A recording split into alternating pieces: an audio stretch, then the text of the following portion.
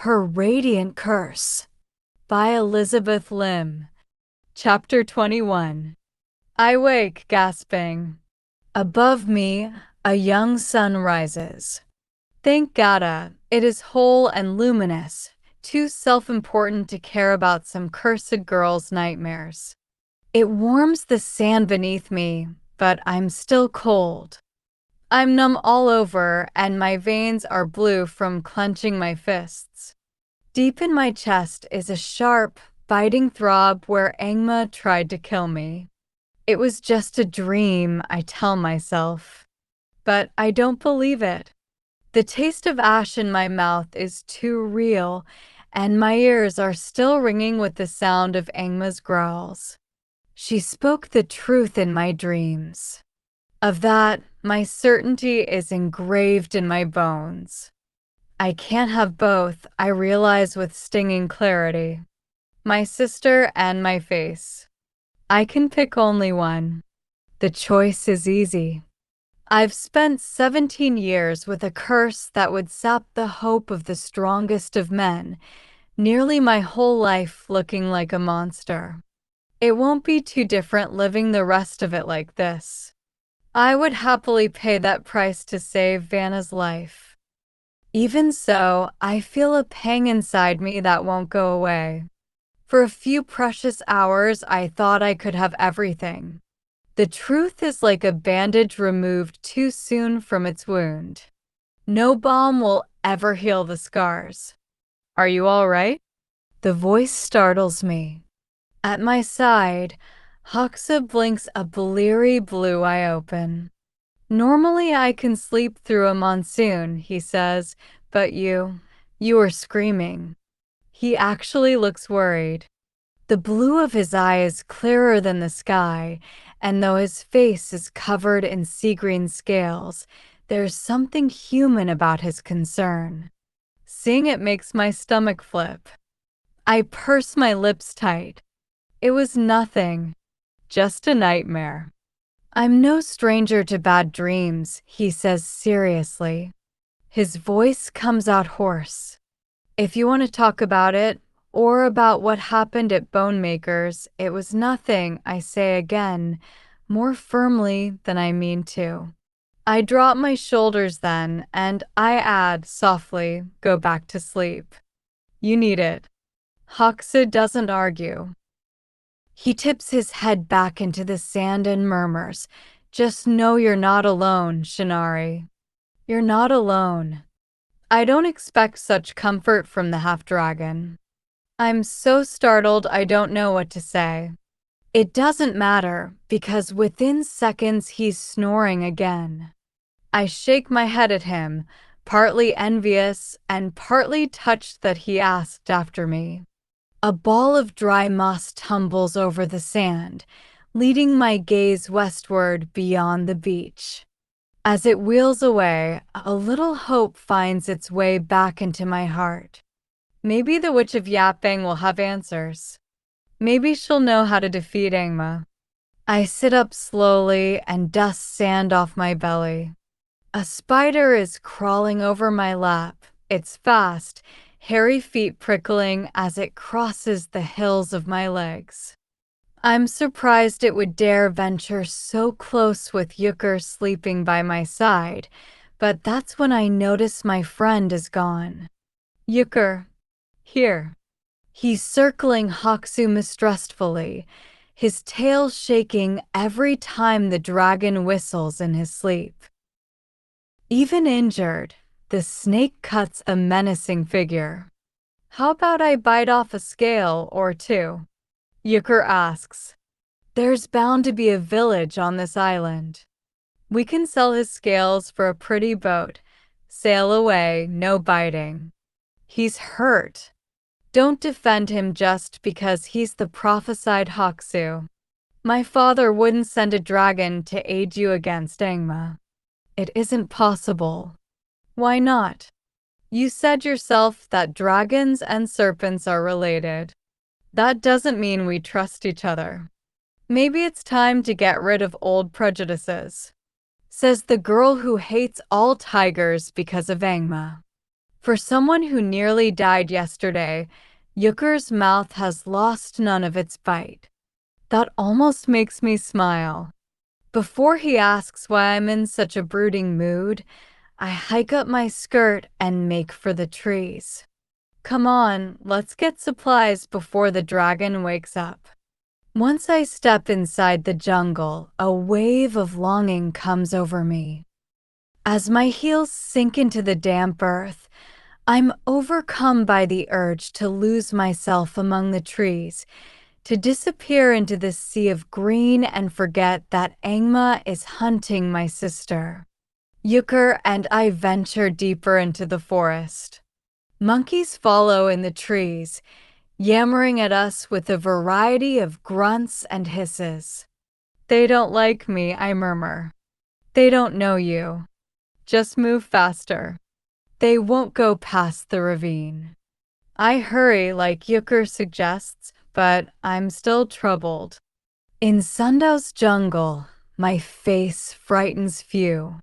All creatures in the wild can sense their enemies, and they should know not to fear me. When we pass the ravine and the monkeys recede, I ask my friend, "What was that all about?" Yucker pounces on a lizard, swallowing it quickly before he answers. They say Angma is looking for a girl with a snake face. I go very still. Angma is here? No, but she's sent a call throughout Tamba looking for you. He pauses, ambushing a 10-legged spider demon creeping out of the shadows. As he swallows, his scales flicker red before dulling to match the grainy earth. She's offering a reward for anyone who'll turn you in. What's the reward? A blood bond to live as long as she does. Plenty would find that an ample prize. Thankfully, not the snakes. They're clever and wiser than most. Too clever by far to want to live forever. Still, I'm on edge. Do you think what Hoxa said about her is true? That she's human and that his pearl has made her what she is. I don't think he was lying. Neither do I. In all the stories, Angma began as a witch. She wished for immortality, but her spell went terribly wrong. In her hunger, she unwittingly devoured her own daughter, I murmur.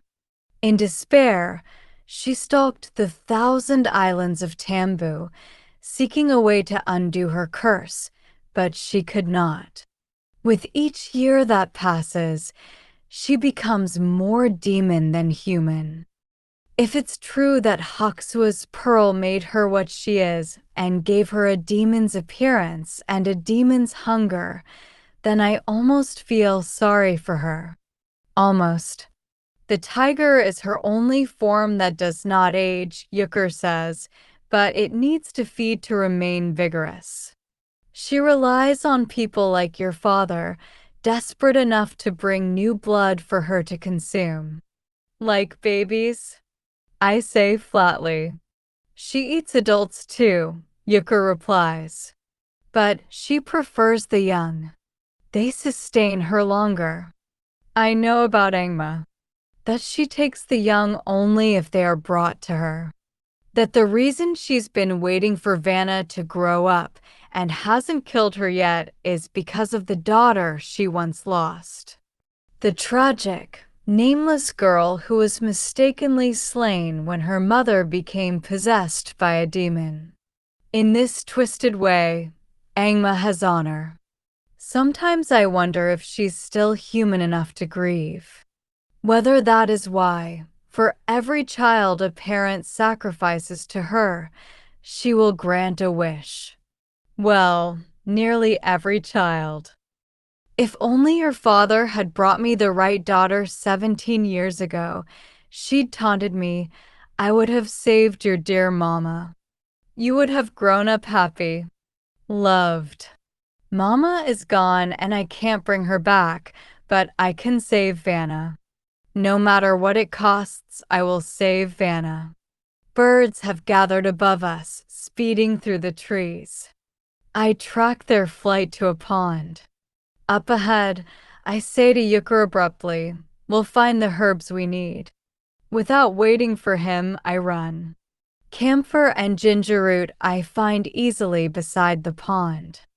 Lizards and frogs enjoy a morning swim, and Yucker eyes them hungrily. There's a telling bulge in his neck when I find him minutes later, after collecting my herbs, and I loop him over my arm before he gets greedy. Spindabeard is trickier to locate.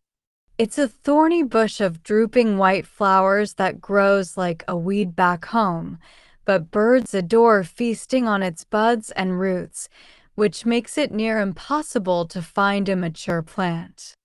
It takes me over an hour to track down a clump, hidden behind a fallen tree. I pluck as much as is respectful and tie the stalks together with a thin vine.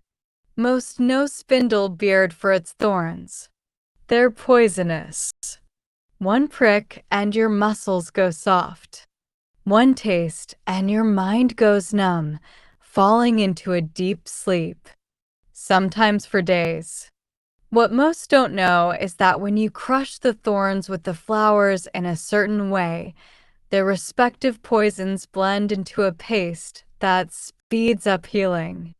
The snakes taught me that. Sometimes, poison is a medicine in disguise.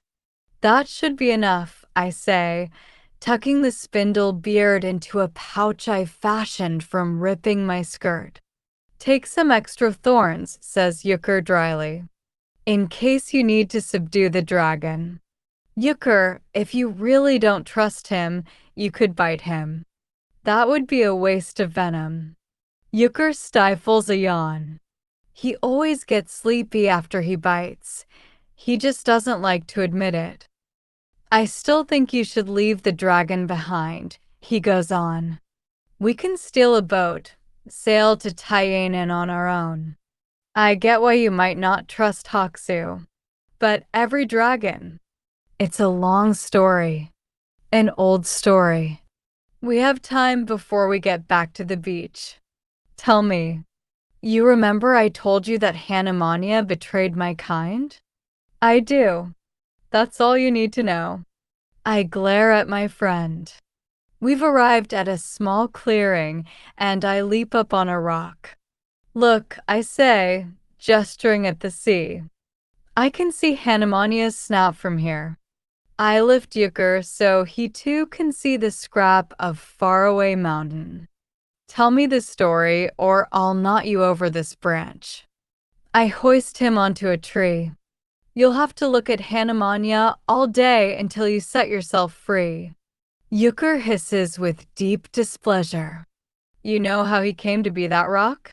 "Yes. Since the snakes rarely speak of Hanamania, I had to learn from other humans. Long ago, he tried to overthrow the creator god Nier and failed. As punishment, Nier seized his dragon pearl, banished him from heaven, and turned him into a mountain. While Hanamania's scales hardened into stone, he saw his pearl hanging from the heavens, a taunt from Nier. He reached for it so that its magic might guide him home. But his pearl was too far, and it was too late. A mountain he became, with smoke and fire spitting from his jaws, his final struggle immortalized for all eternity in the middle of the Kamala Sea. Usually I don't believe the legends, but the shape of the dragon's head glowering at the sky is indisputable. "Tell me why the snakes despise him so," I say. "Please."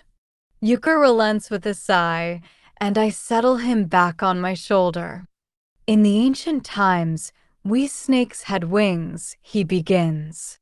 "We glided through the clouds with the gulls and the sparrows, and in the water, we used our wings to swim among the turtles and the sea maids. We snakes had magic in our blood. Powerful magic." He pauses to proudly remind me, "Sundow was the first island created, you know." All your shamans have forgotten this. For centuries, the snakes of Sundown, my kin, were considered sacred beings. Something you've told me only 101 times, I say wryly. I pretend to yawn. That's why the serpent sovereign is always chosen from your line. Yukur harumphs. There's more to it than that. My kin are oldest of all the snakes of Tambu. We are descended from Hanamania's great betrayal. I tilt my head, curious now. What's that? See? You don't know everything. If I don't, it's because you didn't teach me. Another harumph. One day, Hanamania, first ruler of the sky dragons, came to my kind. Greetings, cousin, he said. I'm planning a gift for the great god Nier and have need of your wings. May I borrow them? My full mother, the Serpent Queen, was no fool. She refused. But Hanamania was persistent. Come, permit me to borrow your wings. I shall make them better than before. We are content with our wings as they are. But you cannot fly high enough to reach the sky dragons in heaven, nor can you swim deep enough to Ai Long, realm of the sea dragons. Lend them to me, and when I return them, no realm shall be unknown to you, mortal or immortal. It is all to your benefit. What say you? The Serpent Queen thought long and hard. You may borrow our wings, she said finally. But I must have your promise. Of course. So Hanamania borrowed our wings, but the dragon had lied on two accounts. First, he didn't use the wings to create a gift for Nier. Quite the opposite. Yukur's scales turn dark as a cloud crosses the sun. Haven't you wondered why Mount Hanamania is also called the Demon's Cradle? I can't honestly say I've thought much about it. Yukur lets out an exasperated sigh. Vanna would have made a better student than you. He stole our wings to construct an army of new creatures. Monsters that might overthrow Nier. Demons, I breathe, suddenly understanding. The oldest, most powerful demons could fly. Yes. Yukur hisses with displeasure. We rue our role in their creation and how it has shaped our name in all eyes. I think of how I often curse by saying serpents of hell. I won't do it again. But you were tricked. Only snakes know the truth. Hanamania and his heirs spread their own story. That is why many across Lorien despise snakes and find us untrustworthy. What's the other way that Hanamania lied? He worded his promise cleverly, so he'd have to grant us access to all the realms only after he returned our wings. He never did. So you don't trust dragons. I roll my eyes. That was one dragon and hundreds, if not thousands, of years ago. Legends always have a spark of truth. Dragons are not to be trusted. Those with demon blood least of all. Yukur's waiting for me to agree, to keep heading north for the other end of the jungle to seek a village and a boat. But I can't. I think about how concerned Hoxa looked this morning when I woke from my nightmare. There was an understanding in his eyes and a moment of shared torment and vulnerability that I've never felt with anyone before. I know it's a tenuous connection that Hoxu and I share, and that I hardly know him. Yet a part of me has waited 17 years to meet him. Our fates were meant to cross, and now they have. Hoxu was brought to me for a reason, I say finally. If there's any chance that he can help me save Vanna, I have to take it. I have to trust him. I steer back to the beach, knowing Yukur will catch up when he's ready. Chapter 22. Hoxu is still asleep when we return. Euchre harumphs at the sight, and he's about to nip the dragon awake when I stomp on his tail to stop him. Don't. He's wounded. Worse than he'll admit. I crouch beside the dragon. His scales are darker when he slumbers, and it's beautiful how they gleam under the pale sun, almost like obsidian. He must not have aged during the century that he slept. He doesn't look much older than me. His scales are symmetrical and vibrant with youth. And his voice, he tries to keep it low and gruff, but when he forgets, it's a boyish tenor not too different from Ashley's. A school of tiny fishes has made a home in the watery crevices of his wing. I scoop them back into the sea with my hands. His bleeding stopped, but apart from that, he doesn't look much better. I touch one of the cuts on his cheek. Dragons are known to heal quickly. So are demons. But Hoxo does not seem to have this ability. I wonder if it's because the two sides of him, dragon and demon, war against each other, even in his blood. I fan leaves over his face to block out the sun, then set to work. I break up the spindle beard in my fingers, scaling off the thorns and smashing them with the white petals. I pound the ginger root with a rock and mash the two ingredients together. Moistening the mixture with fresh water, I carefully rub the paste into Hoxua's wings. His arms twitch in his sleep, and I stay clear of them, mindful of the spikes on his elbows. As I roll him onto his side, I notice the scars along his spine. Some are from small cuts, like the wounds on his face and torso, while others look more serious. I have my own scars, mostly from Otto's lashings, but none so deep as his. It makes me wonder about his past, about his nightmares, whether they haunt his waking hours, as mine do. Over the next hour, I smear his wounds with the spindle beard paste. I work quickly, careful not to wake him, but he really is a deep sleeper. Even as I reset his broken wing against a branch, tying it with strips from my skirt, he barely moves. To pass the time, I start singing. Mama's old lullaby loosens from my throat. I like to think it's my voice, low and soft, that keeps Hoxu in the realm of dreams. Finally, he begins to stir, and I shuffle back as he sits up, letting out a grunt when he sees what I've done to his wings. Don't touch it. The stick will help set it straight. I purse my lips, watching him struggle to stand. His injured wings unbalance him. How's the pain? I'll manage. Hoxa doesn't thank me for tending to his wounds. When can you fly again? Euchre doesn't bother hiding our mercenary intentions. Not today. Hoxa scans the waters. With these tides, we'll have to leave before dusk if you want to rescue your sister from the witch mother. Demon, witch, whatever. Hoxa knots his black hair behind his nape. We need to find a boat. Should be 1 or 2 for sale in the village. For sale? I figured you'd steal one. I would, but Nakri wouldn't like that. She enjoys feeding thieves to the crocodiles. What do we do then? We don't have any money.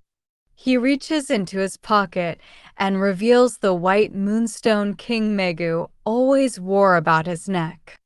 There's still blood on it. My eyes go wide. You plucked it off his neck after you murdered him, Hoxa says without an ounce of remorse.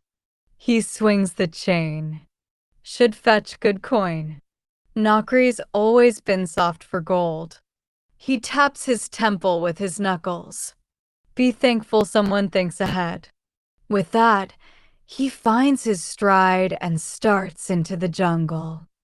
I rush after him. How do you know this is her island? Because I've traveled most of Tambu, unlike you.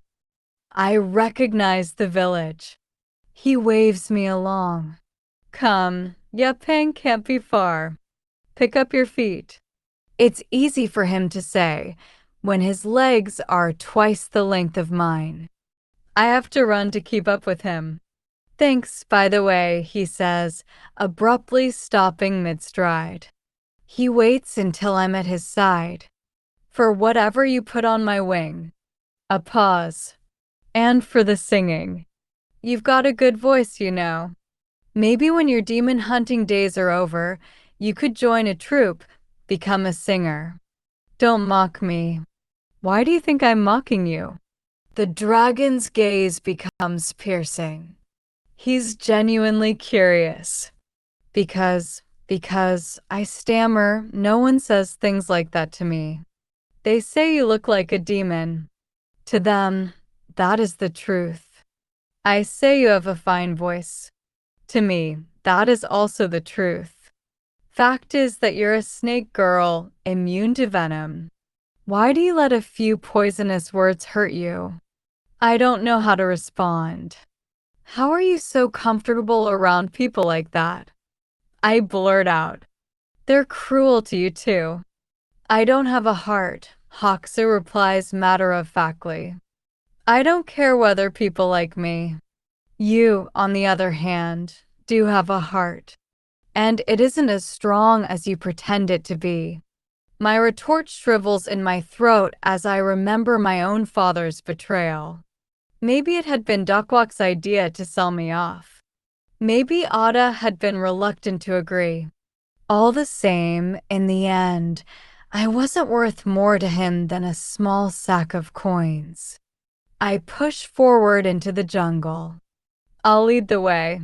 Summer is in full blaze, and I coat my arms and neck with a thin layer of mud, motioning for the dragon to do the same before we go. It'll help with the heat and, for Hoxu, the mosquitoes. It's strange having Hoxu in the jungle with Yukur and me. He's surprisingly light-footed for such a large creature, but his wings make it hard for him to move unseen. The spiked edges skim the undergrowth, occasionally getting caught on bulging roots and vines.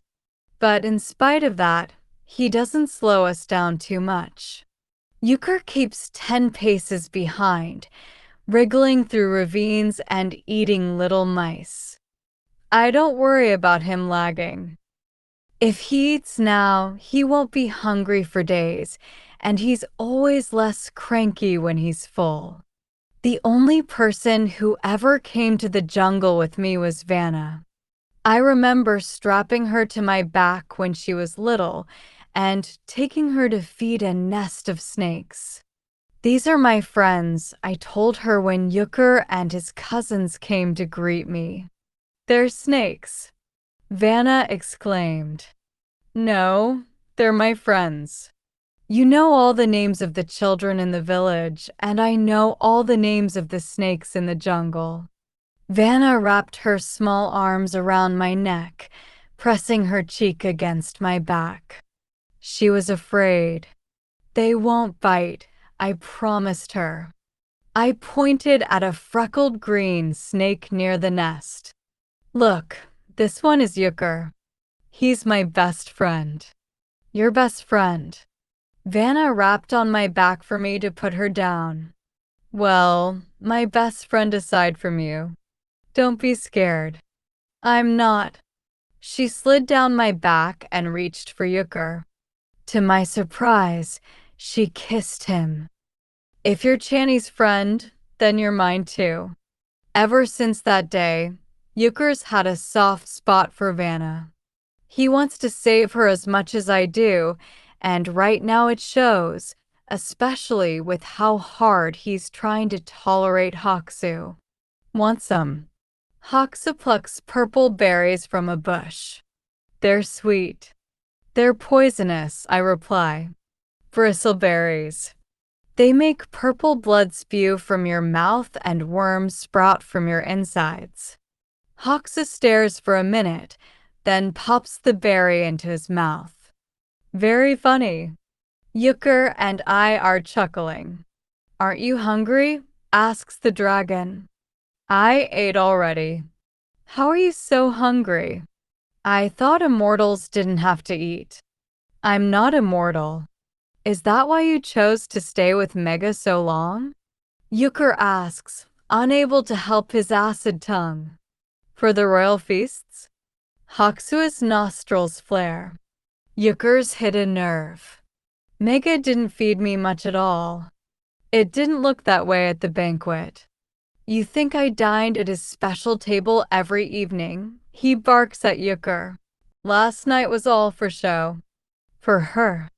His steps quicken out of agitation, and I realize he speaks the truth.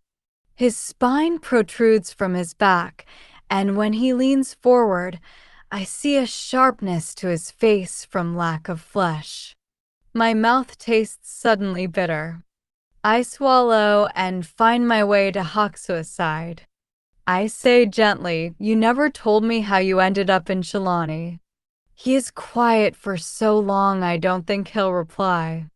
Then finally he speaks. I had friends once. A crew of men who took me in when I was barely grown. Call us pirates, but we never hurt anyone who didn't deserve it. We raided ships for money, used most of it for food and drink. No, I take that back. We used most of it for drink. A wan smile. On one voyage, we got caught in a monsoon. Lost everything, my ship, my cargo, almost all my crew. One of Megua's ships found us. Next thing I knew, I was in a cage. Angma trapped you, I whisper. Maybe, but it was Megu who reveled in my torment. He kept me starved for over a year. Haku's red eye glints. He liked what I became when I lost control. Couldn't you fly away? I ask. He broke my wings, says the dragon through clenched teeth. Took a hot iron to the flesh, then shattered the bones. Then he put me and my men in the arena the next day. When I wouldn't fight them, he had his guards slaughter them. He left their corpses in my cell. What can I say to that? My legs turn leaden and I stop, twigs snapping under my feet. I'm sorry. I didn't know. I don't need your pity. Words I've said so many times they sound strange coming from someone else. I still don't know what to say, so we walk in silence, crunching through the underbrush before I finally change the topic. Are you really a prince of dragons? My father is the king of dragons, he says tightly. King Nizan? Yucker asks. He lifts his head in interest, his slit-shaped pupils widening like he is piecing together the clues of a profound mystery. Not the Sea King, barks Haku, the one who resides in the heavens. The Sky King, I say. Hanamania's second-born. Yucker's told me plenty of tales about Hanamania's heirs, how the two brothers once ruled the sea together until jealousy split the dragon throne, and one remained in the sea and one left for the sky. What about your mother? I ask. A demon, Haku says. Don't ask me how it happened. She's dead. He's waiting for my reaction, and I disappoint him with my lack of surprise. What? I shrug. It wasn't difficult to guess, considering your red eye and what your pearls done to Angma. You could have told me from the start. Demon blood or not, I'm not afraid of you. That's because I'm not a demon right now, he says darkly. Here I thought Yucker was the dramatic one. If that's true, and your father is the king of the sky dragons, can't he help you go home? No. Haku's eyes are hard. He hates me. I'm a reminder of his mistakes. The way he says it brings a pang to my heart. I know something about being unwanted. Then how can you go home? I ask softly. I have to find both halves of my pearl. Once they're united, I can become a full dragon. Until then, these wings are to remind me I can fly only high enough to touch the clouds, but not high enough to go home. I feel my steps sink more heavily into the earth. His wings are like my mask, a cruel reminder of what I cannot have. What does your pearl look like? I ask. If I knew, I'd have found it years ago. A note of resentment creeps into his voice, and he touches the white moonstone he stole from Mega. It hangs on a simple gold chain, stopping just short of his chest. Why'd you stay? Yucker cuts in. You could have left Shalani easily, from the looks of it. The question makes Hoxa tense. Because of your demon witch. It's the first time that he's acknowledged that Queen Assyria is Angma. If you knew she had your pearl, why not take it from her? I ask. Why pretend to be under her thrall? Hoxua's eyes dilate with displeasure. You think it's as easy as stabbing her in the heart and cutting out my pearl? He snorts. Maybe if I had the other half, the dragon half, I'd stand a chance. But only Angma knows where that is. The dragon half, I repeat. Did she give any hints about where it might be?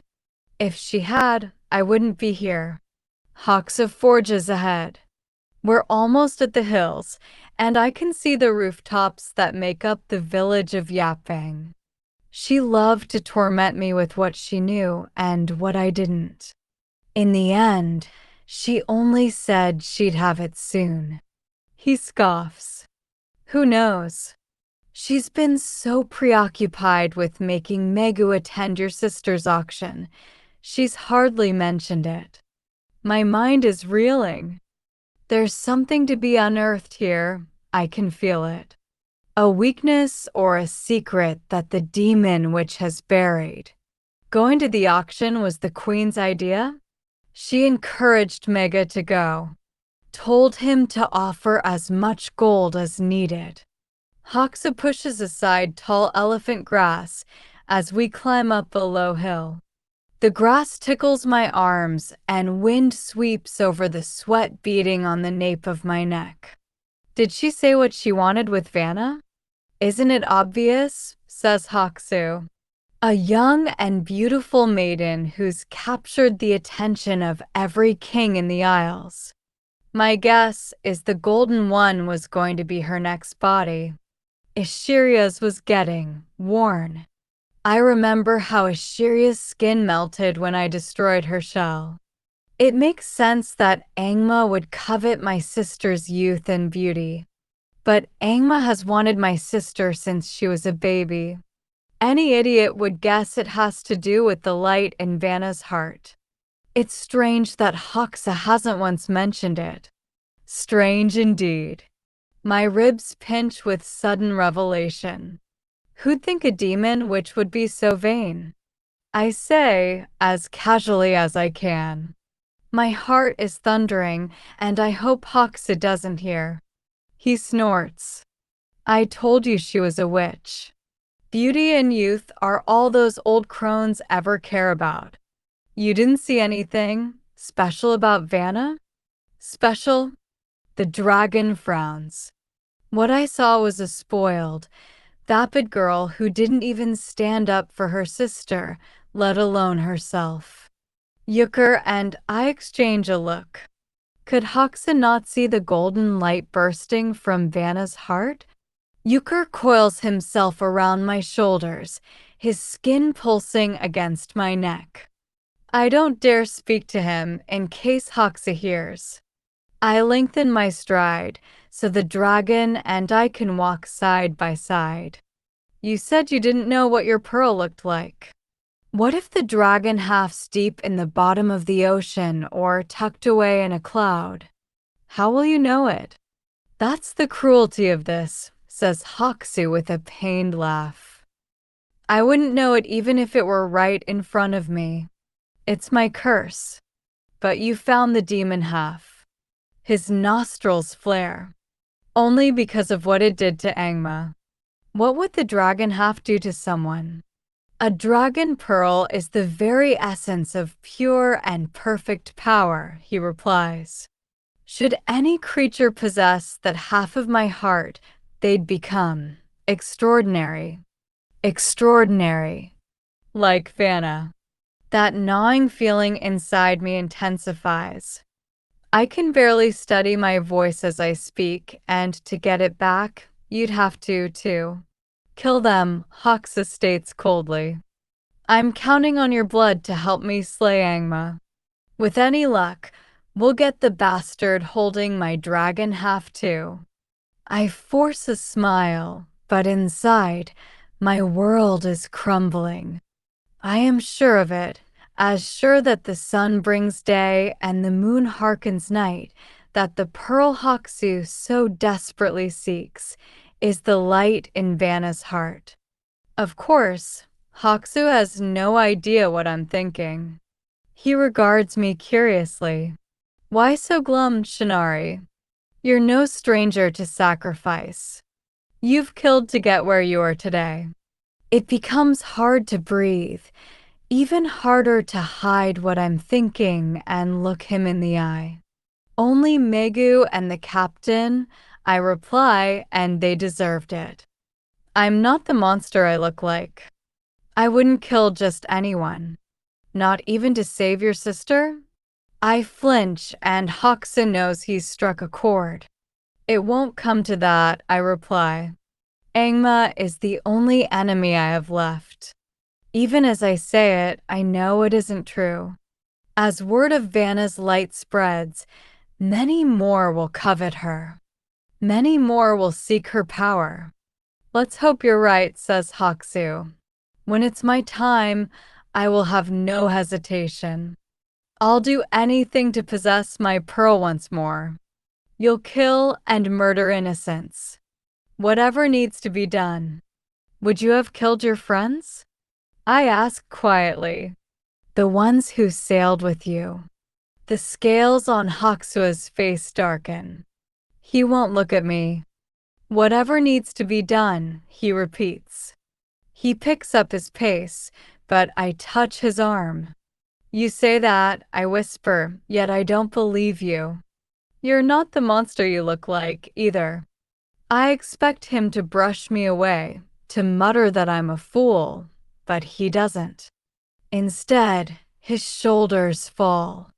There's a crack in his voice when he speaks. I don't want to be. They're words I can understand better than anyone. They're words that erase the apprehension building inside me and replace it with a familiar hope. The tightness in my chest eases, and I inhale a deep breath. We'll help each other, I promise. We'll find a way. Hoxa gives a single nod, and it is as though the air between us changes, lifts. He gestures toward the village, and rather than taking off on his own as he did before, he walks with me, side by side. In the back of my mind, I know it will be a dangerous path to tread, becoming friends with the dragon who seeks my sister's heart. But I don't turn. Chapter 23. The village of Yapang looks like any other fishing town. There are about 30 houses built along the shore, with steeply sloped roofs designed to save rainwater.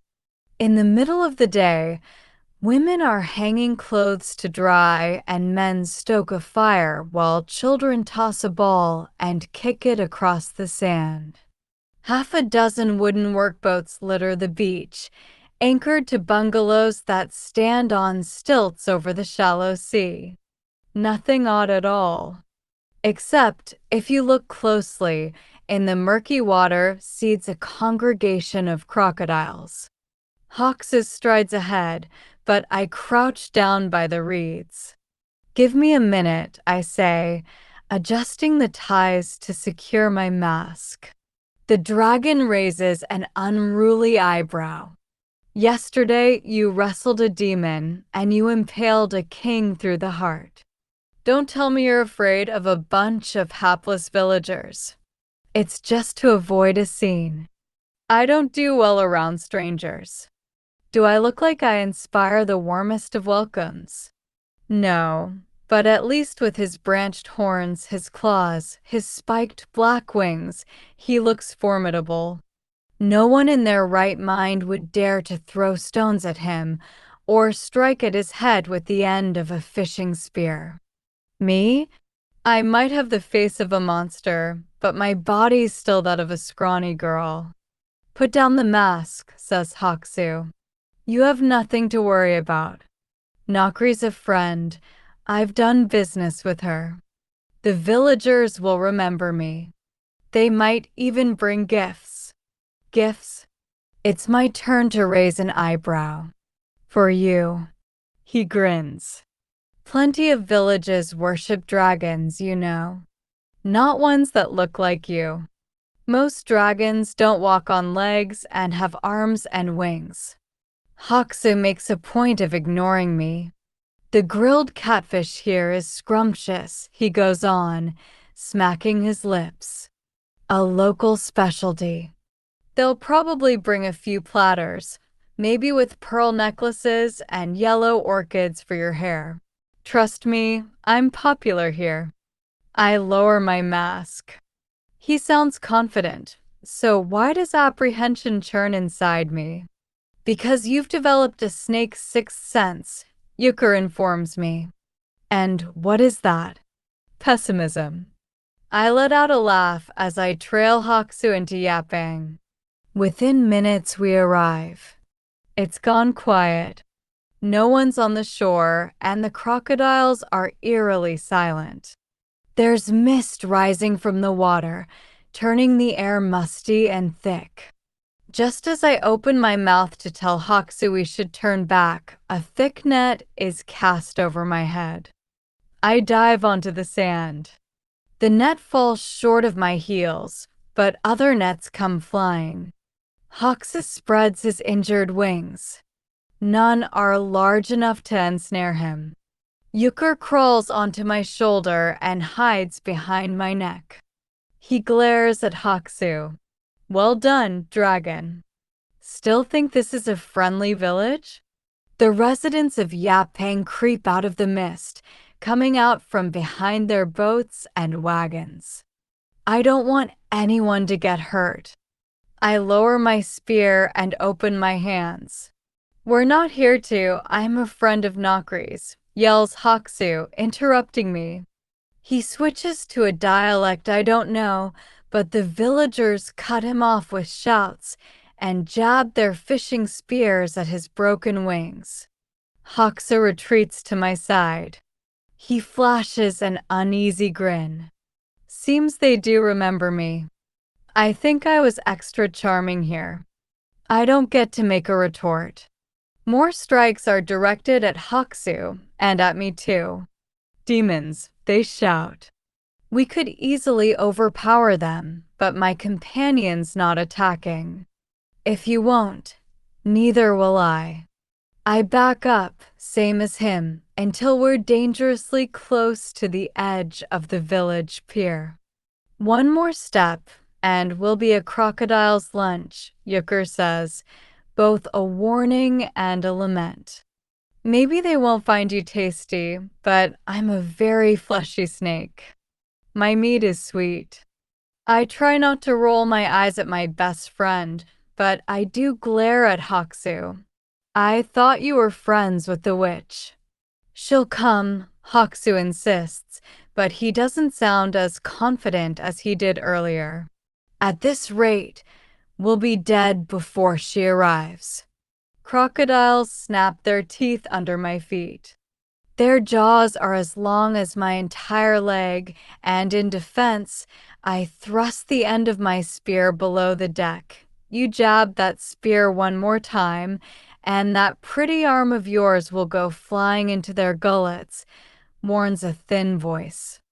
An old woman trundles down the narrow boardwalk connecting the bungalows, wrapping a cane across the crooked boards as she walks. The nine-eyed witch, I murmur as the villagers make way for her to cross. Indeed, look, Euchre says, bringing my attention back to the crocodiles. They're lifting their heads in respect. I've heard stories that she can speak to crocodiles the way I can speak to snakes. That she's a swayak herself, but unlike Angma and her followers, has kept her bloodlust under control.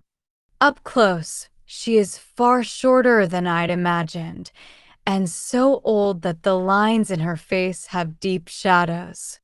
A string of 7 amber beads hangs around her neck, each with a teardrop-shaped black pupil. In her hand is a cane spiked with razor-sharp crocodile teeth, just like in the stories. Nakri, cries one of the townswomen.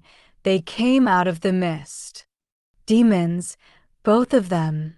The witch silences her with a raised hand, long fingers fluttering. This one is a pest. She points at Haksu, but sometimes a useful pest. They're my guests until I say otherwise. The weapons come down, and Nakri waves the villagers away with a flick of her fingers. Once they are gone, she turns to me. One of our hunters saw a tiger this morning. I had a hunch that it meant Angma's daughter would come to pay a visit. I balk. I'm not Angma's daughter. Can you prove otherwise? She raises her cane at the white in my hair. You bear her mark. Not to mention this one is at your side. Her gaze sweeps over to Haksu, and she pokes her cane at the spikes on his wings, the markings on his arms. Still cursed, I see. I told you that you would be, the next time you came back. Haksua's red eye flares, and he jerks his arm away. We need help. I can pay this time. My ears deceive. Did you say you can pay? We need a boat, says Haksu, skipping over her. And something to heal my wings. Shinari needs to reach Tyanin to save her sister. I know why she's here. Nakri lifts Haksua's moonstone off his neck and holds it up to her eyes. Are you sure you want to give this up so close to dusk, She tilts her head. I won't make it easy for you to steal it back. Haksua's shoulders tense, and I have no idea what they're talking about. I didn't offer the stone, and I didn't say I wanted it. I've no use for a 10th eye, especially one as large as that. The gold chain, then. Nakri inhales. It smells of rich blood. The king of Shalani was wearing it when Shinari killed him. So I'm in the presence of a kingslayer. Does that mean you'll help us? Her, Nakri says. I'll help her. She meets his glare, and the two are locked in what feels like an hours-long contest of wills. The crocodiles sink back under the boardwalk, their yellow-green eyes floating above the water. A boat and a potion, she says at last, and I have sight to bestow upon the girl. Dragon and snake will wait outside. Haksua's jaw tenses, but he nods. So does Euchre. For someone who looks 1,000 years old, the witch is fast. She hobbles for the last bungalow, already halfway there when I realize I'm supposed to follow. Her house stands out from the rest. It sits on crooked bamboo legs, with a pointed thatch as hairy as an old man's beard. Crocodiles are packed densely around it, and their wary eyes follow me. And the smell. I can't help wrinkling my nose. Nakri tosses the gold chain into a cooking pot, then offers me a bowl of water that stinks of fish, but I'm too thirsty to mind. I finish it in a single gulp, then set the bowl down.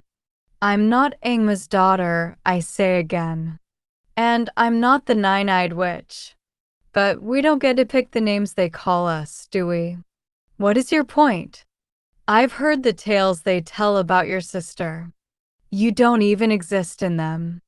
She wipes her chin, tosses her bowl behind her. In 100 years, you might as well never have existed.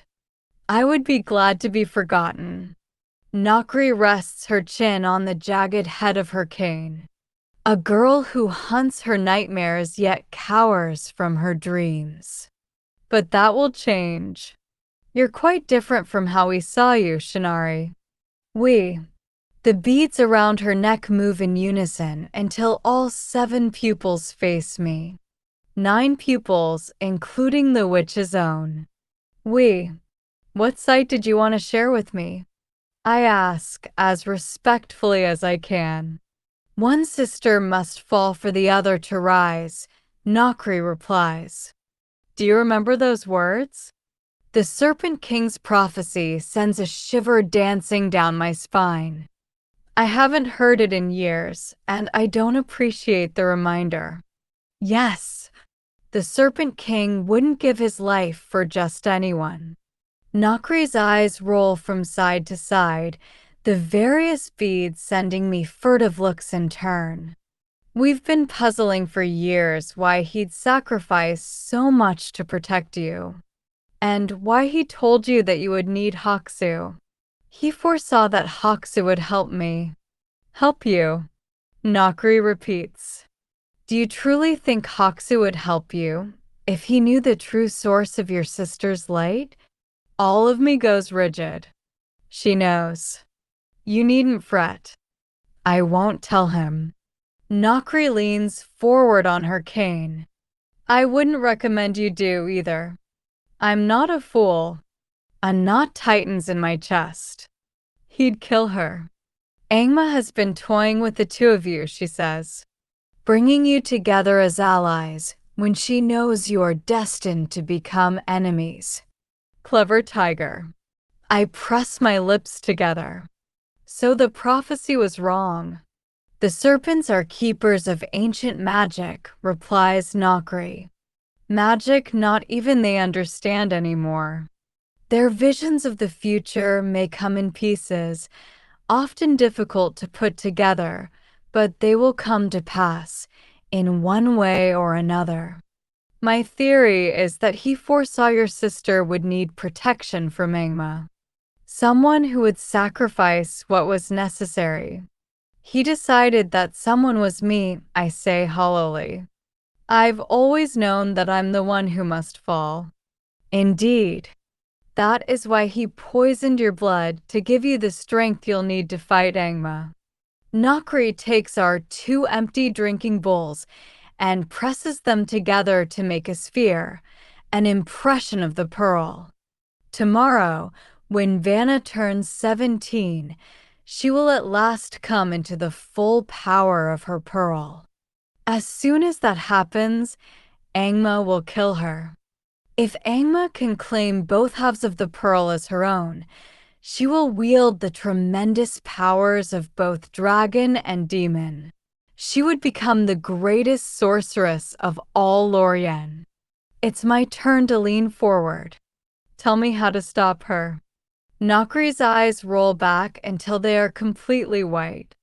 The threads of past and present are already irrevocably stitched and cannot be undone. But the threads of tomorrow may yet weave a different path. Choose the right threads, and your sister will live. That doesn't answer my question. Then what?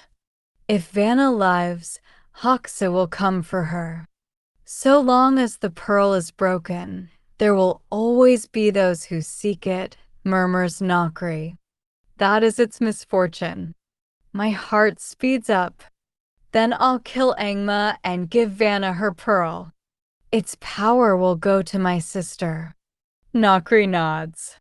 That is the only way she will have the strength to defeat Haksu. It is the only way she will live. I start to rise, but Nakri grips my shoulder. Her eyes are still white. Be warned. The pearl is no one's salvation except Hoxua's. Powerful it may be, but it has a mind of its own and will be more of a curse than a blessing to bear. I won't be deterred.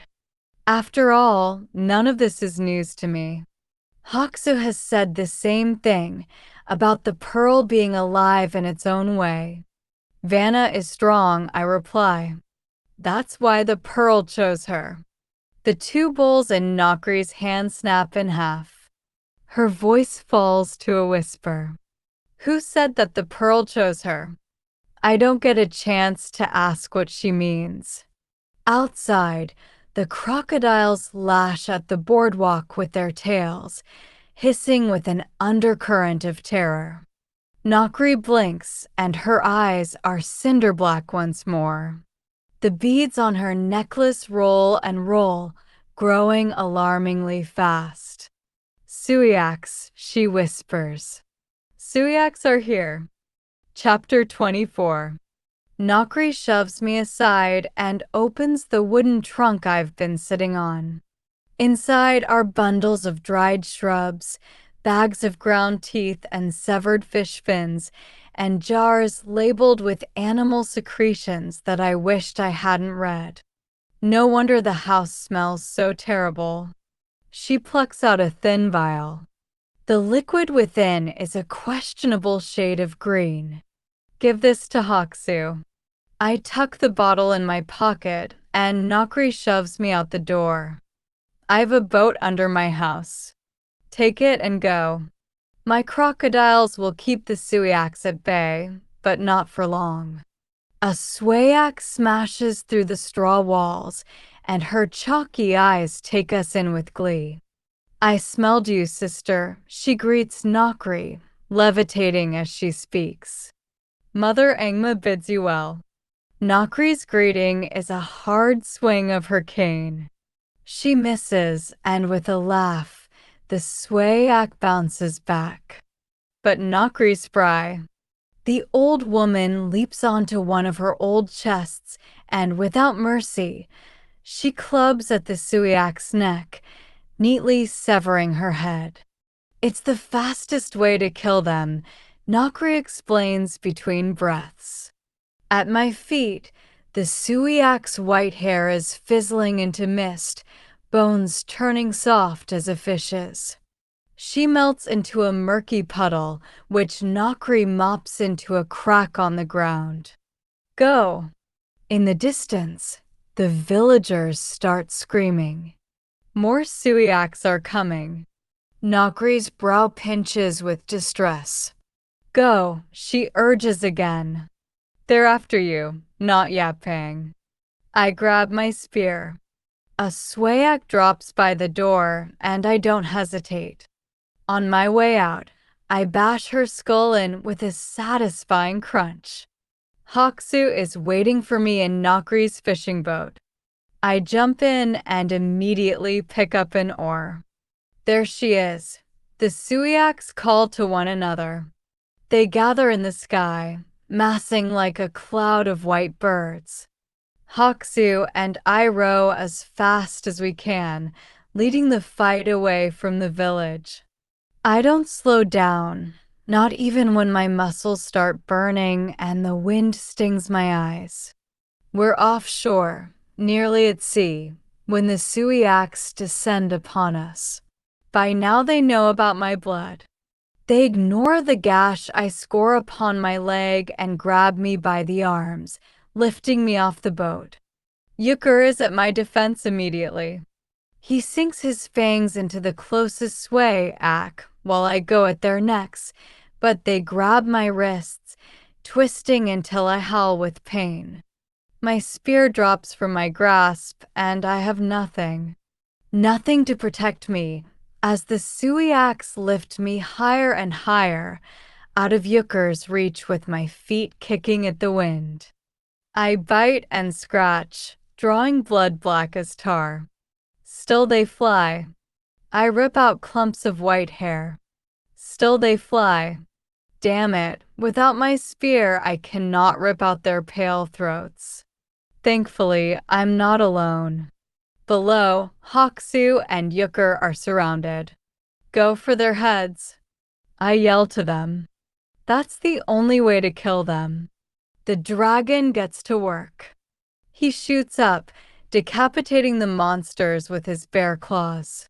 Heads fly, bursting like rotting fruits, their black juices dripping, and the suiaks surrounding me start to flitter away out of fear. They spread their arms, white hair flaring like wings. That's when I seize my chance. I bite down on my lip until I taste blood and spit at the closest suiak. Her cheek sizzles, leaking mist as she shrieks in outrage. Or at least, she tries to shriek. I bash her skull with my own as hard as I can. I'm not sure how it happens, but there's a rush of black scales and spikes, and next thing I know, I'm falling. Hoxa catches me neatly in his arms. He brings me down to the boat, where my spear has landed. We're of the same mind. I slather my weapon with blood. Here, be careful. With a nod, he launches high into the air. His left wing is still broken, but with his right, he cuts a deadly arc through the sky, guiding my spear expertly through a frenzied swarm of suiaks. Left, right, he strikes a dozen of them, and their bodies arch back. One by one, their white hair fizzles into the sea foam. The remaining suiaks hiss. Come at me, I goad. I raise my bloodied palms. Come. They don't dare. They hover several feet away, and as one they speak, this is your victory today, but there is still tomorrow. We will see you soon, the suiaks promise. Let us go, sisters. She has been warned. Mother Angma will take care of the rest. Then they are gone, and Hoxa lands back in the boat with a thud. His muscles go slack with exhaustion, and I have to pull his injured wing out of the water before it drags us off course. Never a dull moment with you, he says, stretching out his legs. You're a special girl, Shinari G90. Never met anyone like you. I could say the same of you, I almost say. But instead, I reply, careful of Yucker. I kick his ankle away from my best friend, who's curled up in the bow. Fighting always makes him sleepy. He needs his rest. So do you. I do. I'm tired, and my arms burn as I row, but every second is precious. I don't even look back until the island of Yapang has vanished beyond the curve of the earth. Finally, setting my oar across my lap, I turn to the dragon. Thanks for flying after the suiaks. Your wing must have hurt. Couldn't let you and the snake become lunch. Hoxa tosses my spear back. You got the medicine from Nokri? Yes. You should take the first sip. You'll need it if you're going to face Angma again. It's for your injured wing. Don't argue with me, Serpent Queen. At the nickname, I glare, but I uncork the stopper to Nokri's vial and drink. I was expecting the medicine to taste like fish, but it's pleasantly sour, like a kumquat a few days shy of ripeness. I lick my lips. Done. You drink the rest. I hold out the vial, and the dragon pinches his claws around it. He hesitates. Will you help me? It takes me a moment to realize the vial's too small and fragile for him to handle. He's afraid of crushing it. Tilt your head back, I say. He obeys, and gingerly I pour the medicine down his throat. Better. He hasn't even had a chance to swallow yet. He chuckles. Eager, aren't we? It's medicine, not magic, Shinari. Don't worry, we'll get to your sister in time. He opens his wings carefully. As they billow in the wind like sails, he resumes rowing. I row too, and our strokes naturally synchronize. We speed across the water, and it becomes an unspoken competition not to be the first to tire. It helps pass the time, since there isn't much to watch aside from the rise and fall of the waves, the rivers of clouds drifting above us. To my surprise, after an hour or so, Haksu sets aside his oar. He lets out a groan. What's the matter? Are you in pain? Acutely. His face contorts into a grimace. A beat. I just realized I forgot to collect my earnings at the bowmaker. My shoulders fall. I can't decide whether to laugh or whack him with my oar. You're impossible. I bet on you. He flashes me a grin, fangs and all. Would have made a good 30 copper. 30 coppers? What a fortune, I say dryly. Happy to know my life was worth 2 chickens. Maybe 3. Shall we turn back to collect them? And face that army of Syriacs again? Even I'm not that deranged. Haksa picks up his oar. His humor fades, and he meets my gaze. I would have bet more if I'd had the money. I've seen you fight before. I'm not sure what he's getting at, but there's an unfamiliar heat rising to my cheeks, and I don't like it. It's a good thing Mega didn't pit me against you in the arena. That makes Haksa laugh. That would have been awkward, wouldn't it? Though we do make a good team, Dragon Prince and Serpent Queen. A pause. You know, I was thinking, maybe once this is all over, you can come adventuring with me. I slip him a sidelong glance. You want me to become one of your pirate lackeys? It'd be a step up from backwater bumpkin. At least you'd get to see the world. I'm no backwater bumpkin, I retort. And I have a sister, in case you've forgotten. I'm going to live with her. In Taya, Haksa scoffs. I know you, Shinari. A day fenced up in those high ivory towers, and you'll be scaling the walls to get out, just like you did at Bonemaker's. A prison's still a prison, no matter how good the food is. I cross my arms. You talk from experience. I talk because I'm like you. The words linger in my ears. I'm like you. I bite down on my lip. The truth is, I've never given much thought to my future after Angma is dead. Never given much thought to what I'd want to do once Vanna was safe. The possibilities make my head spin. You don't have to make up your mind now, says Haksu. But trust me, shared misery is better than misery alone. I wouldn't be alone with Vanna, I almost say. But the words don't come. I know Haksa has a point. I always imagined I'd be content living out my days with my sister. But our paths are diverging in ways she cannot reconcile, no matter how hard she tries. She'll be a princess, I'll be me. What if I took Haksu up on his offer to sail the world? The idea of joining my fate with someone who understands what it is to be seen as a monster buzzes inside me in a way I can't ignore. The boat rocks, and I let myself tilt closer to him. Where will you go now that you're free of Megu? Ideally, treasure hunting in the canyons of Gamon. Chasing phoenix feathers, drinking cases of stolen wine. He sighs. But first, I'll find my pearl. His pearl. Right. Stupid question, Channy, I berate myself.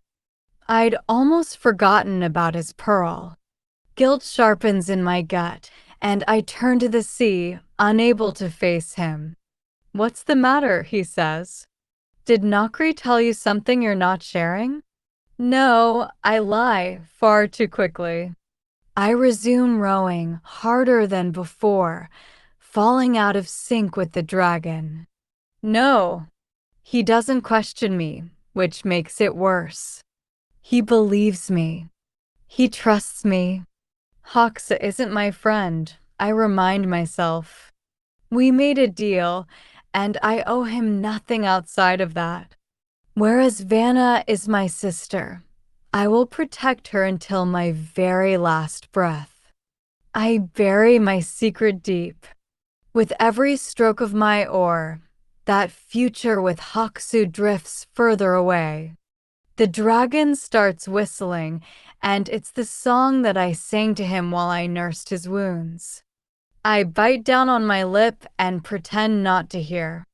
Chapter 25. I don't remember falling asleep, but it's dawn when I awaken and Haksu is flying. His wings, mostly healed, beat forcefully as he tows our boat across the sea using a rope tied to his ankle. Yucker flicks my cheek with his tail. Finally, I was about to try to choke you awake. My eyelids are crusty, and my hair sticks to my face, glutinous with sweat. You let me sleep? The dragon told me to. Said you needed to be fresh to kill the demon witch. I flick a glance at Haksu. How considerate. Where are we? I call out. Haksu answers Tyanin, just ahead. He swats away a seagull that perches on his shoulder. We must be close to land if there are birds. I shield my eyes with my hand and stretch my gaze as far as it will go. To the north is Tyanin, island of the Sky Mountains. The air is clear and blue, and the mountains are perfect domes lining the horizon. Foam from the sea rushes against the crags, indeed making it look like they are floating on the clouds. It's beautiful. We're nearly there, Haksa says, closing his wings and causing the boat to rock as he lands. The wind will take us the rest of the way. You look better, I say, bowing my head low in thanks. The potion worked. It worked for me too. The gash on my leg is gone. I reach for the fishing net at my feet and slice off a length of cord. It's a ragged thing, nowhere as sturdy as the gold chain that Haksu used to have, but I offer it to him. For your moonstone. I've caught him off guard, and from the way his shoulders fall, I wonder how long it's been since someone has shown kindness to him. His hands are too big to thread the cord through the moonstone, so I take over for him, then tie it around his neck. It's more than a trophy off Megua's neck, isn't it? I say as I hold the stone. There's magic in it. Haksu's shoulders stiffen. They say snakes are sensitive to magic. Should have guessed that included you. I recognize his flat tone. Ada speaks in such a voice when a matter is closed, and I'm not to broach it again. But Haksu simply changes the topic. He reaches for his ankle, where he's strapped a dagger. Take this, he says, thrusting the weapon into my hand. It's double-edged, the same dagger he used to kill the Suyaks. I doubt they'll let you bring your spear into the palace. The dagger's hilt smells of fish, which makes sense given that's all we've had to eat for the last day. When you see a demon, don't aim for the heart. Go for the eyes or the throat. Why not the heart? It's unbeatable. He waits until I get the joke. Gods, Haksu, I splutter, laughing even though it's not funny. That was awful. Haksu allows a small smile to reach his face. In truth, not all demons have a heart, and even if they do, it could be in their foot, their head, their eyes. It's better to aim elsewhere. My humor fades. You talk as though you're not coming with me. I'll take you as far as the port of Kamai. From there you'll find your sister easily. It's not an answer. He inclines his chin at my new blade. Why don't you test it out? The dagger. No, the oar. Hoxa rolls his eyes. Obviously the dagger. He hovers above the stern of the boat and motions for me to advance at him. Fight me. Pretend I'm Angma. I twirl the dagger in my hand. What if I hurt you? Hoxu flashes his teeth and grins. I hope that you do. The dragon's smile sends an unwelcome rush of warmth to my stomach. I don't like it, so I leap forward and make the first attack. Our space is cramped, which makes it a tricky fight. He blocks me right away, but I expected that. I take no mercy.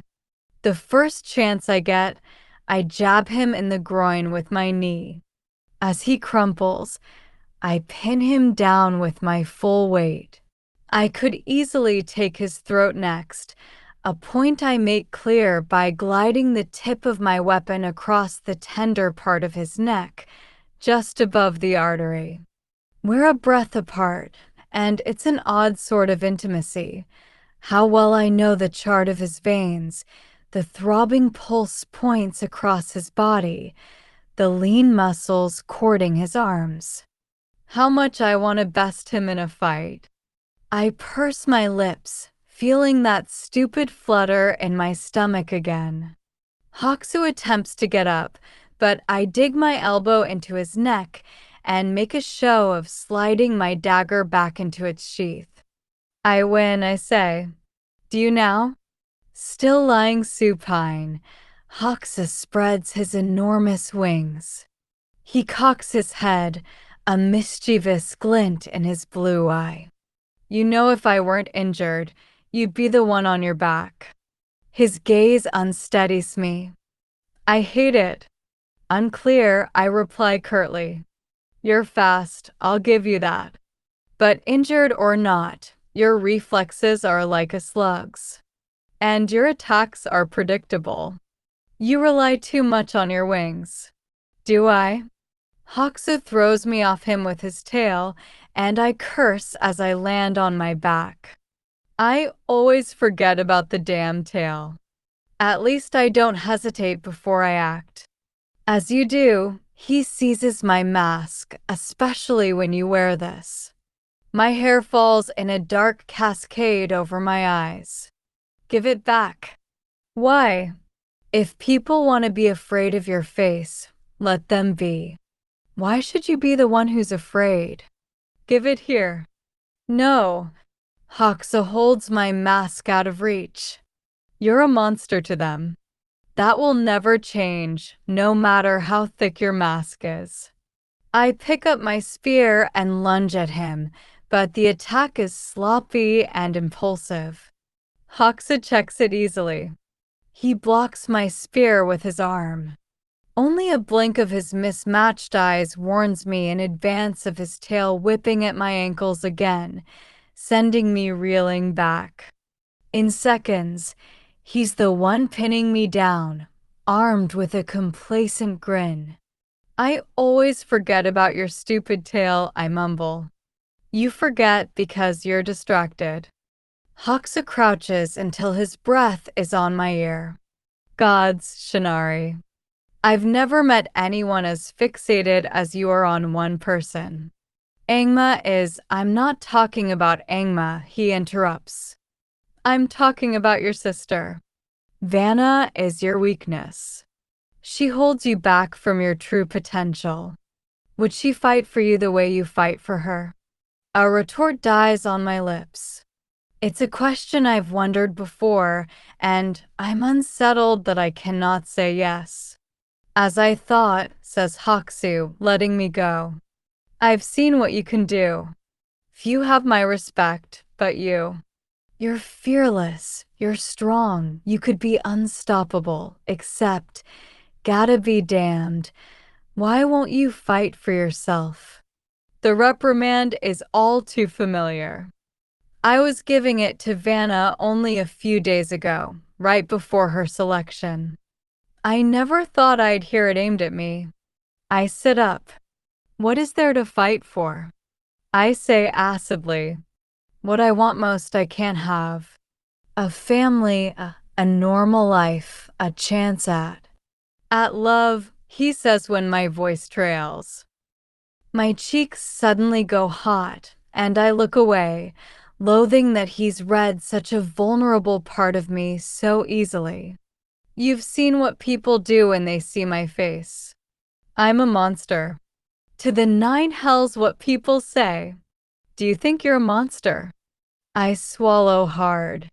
I shake my head. Good. He touches my shoulder. Because you're not one to me.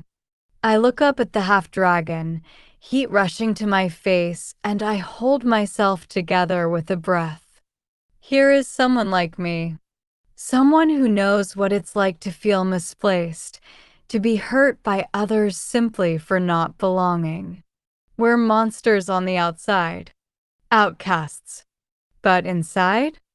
I'd be lying if I said I didn't feel the pull toward him. Whether it's the gods twisting our threads of fate together, or prophecy, or something else entirely, it's a small miracle that we've found each other. You're no monster either, I say. Not to me. A shadow touches his eyes. It lasts only an instant before he blinks it away. As if nothing happened, he blows at his bangs and wears his usual grin. Finally, you admit you like me. I didn't say I liked you're going to be the doom of me, aren't you? What? He winks. It's those snake eyes. I can't resist them. I know he's joking, and I roll my snake eyes in mock exasperation, but there's a skip in my heart as Haksu offers me my mask back. When, for the briefest moment, our fingertips touch. Thank you, I mumble, practically snatching it. You can thank me by not dying. I twist away, but as I raise the mask to my face, I hesitate. I bend over the side of the boat to face the Channy in the water, and I run my fingers over the rough surface of my skin. Scales crackle under my nails until I reach the nape of my neck, which is where my human skin takes over. The sound has always made me cringe, except today I raise my chin. This is the face I have, I tell my reflection fiercely. Nothing will change that. Nothing. Before I lose my courage, I fling my mask into the sea. It drifts away on the current before the wood darkens and it starts to sink. For years and years I've worn a mask. No more. With a slow exhale, I turn to Haksu, who's wearing an approving smile. With that look, the loneliness etched inside me fades. A tickle buds in my nose, and when I let it free, it turns out to be a laugh. A laugh coming deep from my belly and my heart. Even when I stop for breath, it doesn't taste bitter at all. Haksu side-eyes me, not understanding what I find so funny. Then he shakes his head and starts laughing too. It's nice, I discover, laughing together. My blood hums with warmth, different from the buzzy adrenaline I get during a hunt, and I feel light enough to sing. Congratulations, says Haksu. No more masks. No more hiding. You are ready to fight, Shinari. You are ready to win. I let out a long exhale. You can call me Channy. He actually beams. It changes his face, softening the hardness of his jaw and brightening his mismatched eyes so that he looks almost boyish. And the way the sunlight skates across his back, making his blue-green scales shine, it's beautiful. This means we're friends now, yes, he says. This calls for a celebration. Before I can protest, he plucks Yucker and me up and bursts into the sky, leaving our boat far far behind. Chapter 26. Within the hour we reach Tyanan. In the very center of the island stands a silver palace, small in the distance.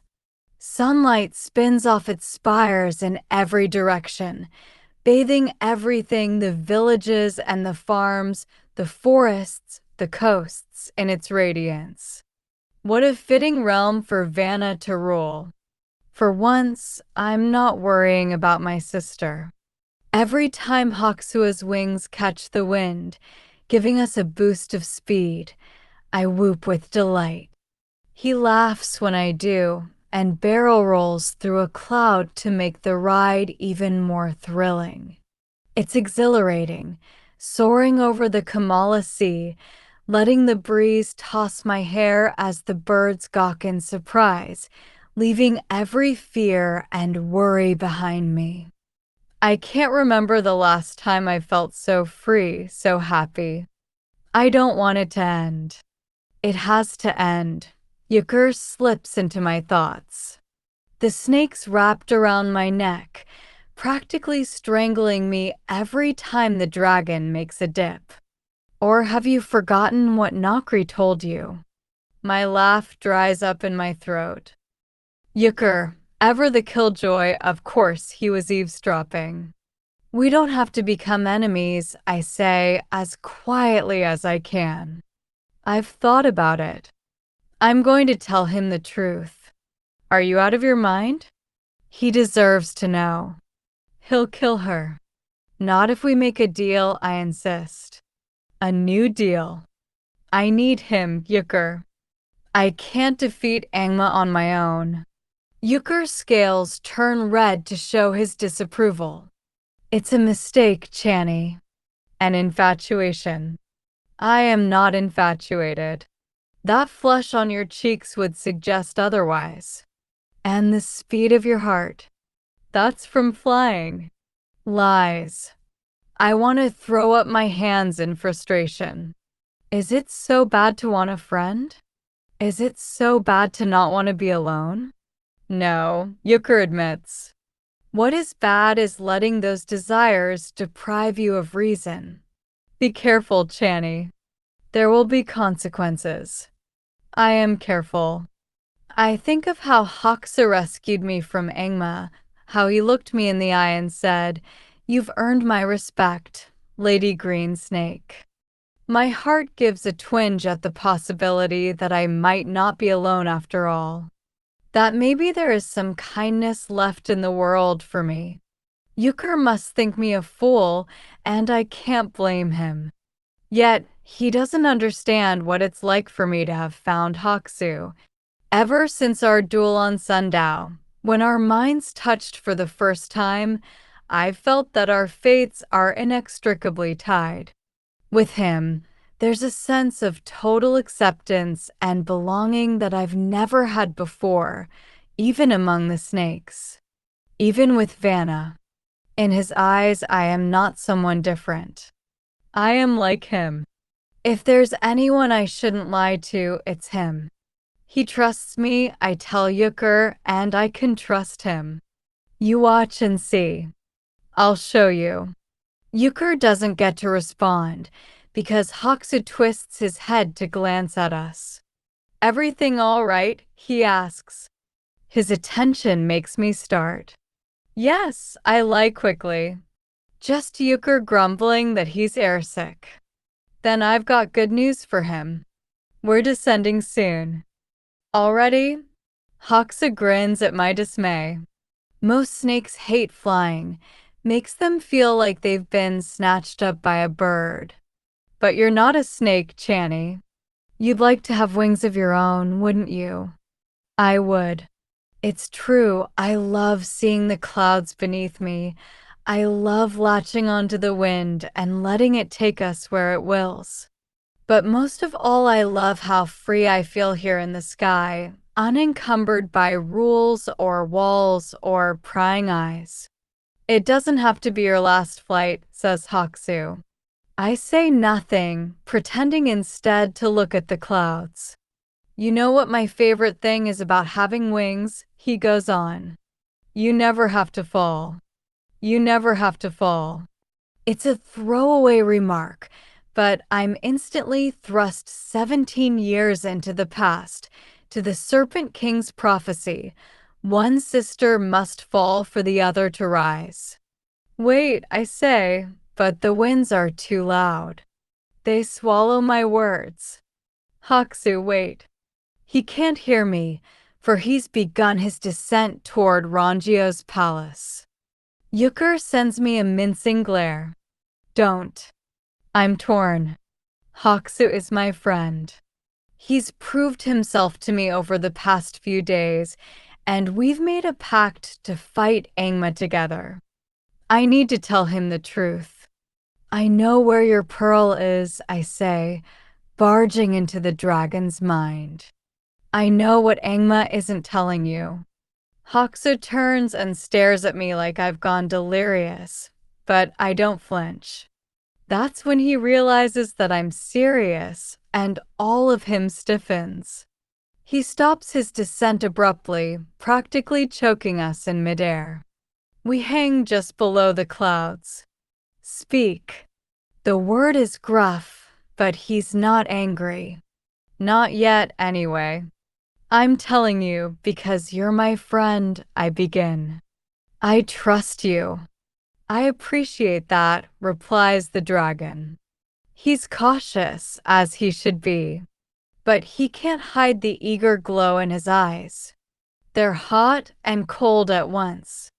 I don't know which one to focus on, but the blue one's never a poor bet. It's like looking into the ocean, water swirling and brimming with hope. Seeing it makes me tense, but I forge on. Half your pearl is inside my sister, Vanna. It's her heart. It takes a beat before the words sink in and Haksua's thick brows furrow. Your sister. When you said that the owner of your pearl would be imbued with the air of something extraordinary, I bite down on my lip, summoning courage. I suspected it was my sister. Haksu dismisses me with a wave. Enough with the jokes, Channy. You're the one who said we're in a rush, and now Vanna's called the Golden One for a reason, I blurt out. You can't see it, but she glows, radiant as the sun. That light is your pearl. Slowly Haksua's scales darken, their blue-green edges turning black, as though singed by an invisible fire. It is a sinister transformation, and Yukur takes cover behind my hair. The Golden One, he murmurs. She was in front of me the entire time. He growls, and it's alarming how swiftly his voice turns. The warmth and geniality are gone in a snap. You kept this from me. I didn't tell you because you'd want her dead. Nokri warned me. You said you didn't speak to Nokri about my pearl. I'm caught, and I can't deny it. I lied. I'm sorry. But I'm telling you the truth now. Why? No, I know why. His red eye glows as he draws out his words. To beg me not to kill her. I won't let him rattle me. Listen, I say. You have dragon blood. Even without your pearl, you'll live many more years than Vanna. Let her live her life, then claim her heart when she passes. What about Angma? Stay and help me defeat her. You'll retrieve half your pearl when we kill her. The demon half, he says flatly. He clutches Megua's moonstone. I need both. This is not negotiable. Why? Instead of answering, he descends to earth with the force of a slingshot. My stomach drops and I hold in a scream. I can't breathe. The air is rushing past too fast for me to inhale, and Yukur wraps himself around my face. He's shuddering with fear, the colors of his scales flickering uncontrollably. Without warning, Hoxa drops me and Yucker and I tumble onto a rocky beach. I crawl onto my knees, shaking as I catch my breath. When I look up, my view is all coastline, peppered with white marbled rocks. The clouds are dark and low-hanging, and though the spray that tickles my cheeks comes from the sea, I smell imminent rain. This isn't Taya. The palace is faint in the distance, its silver spires and white walls framed by a horizon of tree-covered hills. The Sky Mountains. This is where our journey ends, Hoxa says coldly. Our deal is done. Wait, I begin, springing to my feet. You said I said I'd take you to your sister. You're on Tyanan. We're done. He turns his back and starts for the sky. Wait. I catch him by the wing. What about fighting Angma together? What about helping me like you promised? Hoxa parts his lips, and for a moment, I dare to hope that he's reconsidered. Help me, I whisper. Please. We'll get your pearl and save my sister. Didn't you tell me we make a good team? There's a reason the Serpent King foresaw us together. We'll find a way. That's when Hoxa shakes his head. His red eyes glowing fiercely, wilder than I've ever seen it before. I liked you, Channy, he says. You made me smile after years of having nothing to smile about. That's why I'm letting you go. He lets out a quiet grunt. Trust me, I am helping you. Never have I heard words so tender yet cruel at the same time. I ball my fists, disappointment rising like a tide inside me. Are we enemies then? A muscle ticks in his jaw. Enemies want to hurt each other. I don't want to hurt you. I can read between his words. But you'll hurt my sister, won't you? My voice turns to ice. If you so much as touch her, you won't live to regret it. Hoxa simply bows his head. Angma will be coming for her today. So will I. He tosses me my spear. You're far from the palace. I'd hurry if I were you. With that, he leaps into the air, his wings beating a torrential wind into my face. I shield my eyes as he disappears into the clouds. I kick the sand, cursing the dragon. Anger and betrayal twist into a fiery knot in my chest, and I could scream. I'd believed in him. I'd trusted him. Yucker pokes his head out of my hair. Well, what did I tell you? Consequences. I don't need this right now, Yucker, I reply, cheeks burning. I storm through the sand, wrestling my emotions away from my heart, forging them into a weapon. I was naive to think Hoxu was my friend, but I don't regret telling him the truth. His betrayal actually makes things easier. Now, when I have to fight him, I won't hold back. If I have to hurt him or even kill him, there will be no hesitation. I pivot, marking the silver spires of Taya Palace as my destination.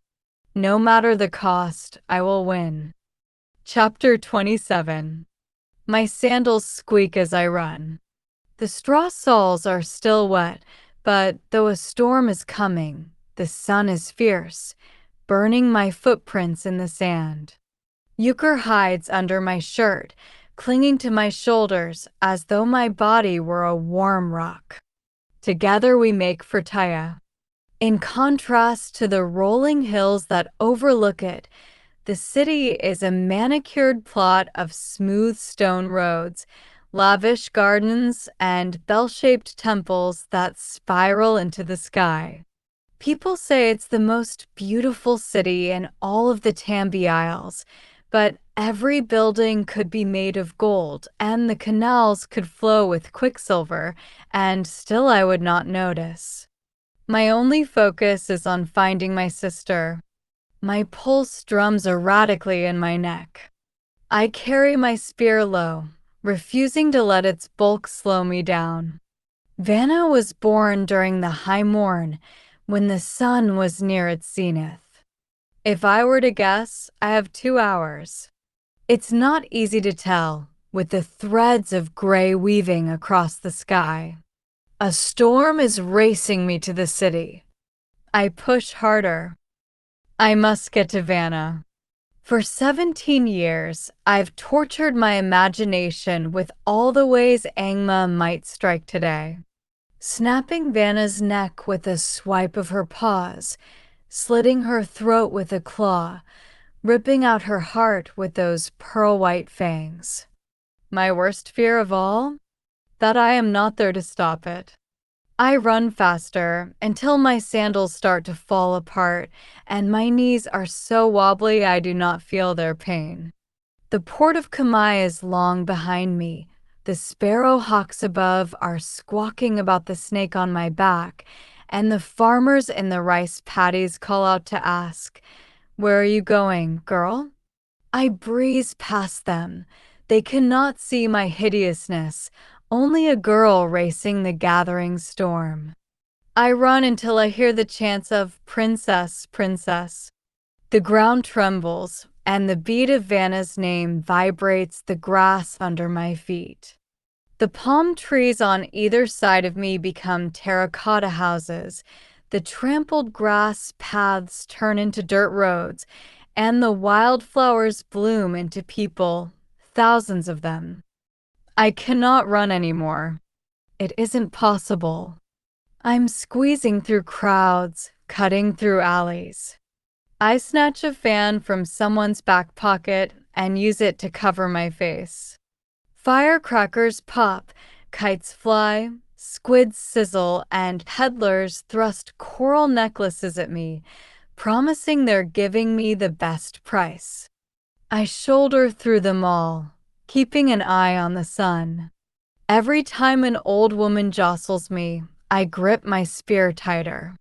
Angma could be anyone in this crowd. She could be anywhere. I weave deeper into the city. It's a maze of red banners and gold-painted windows, flowers on every door. At last I make it to the main arcade, where everyone is gathered to catch a glimpse of my sister.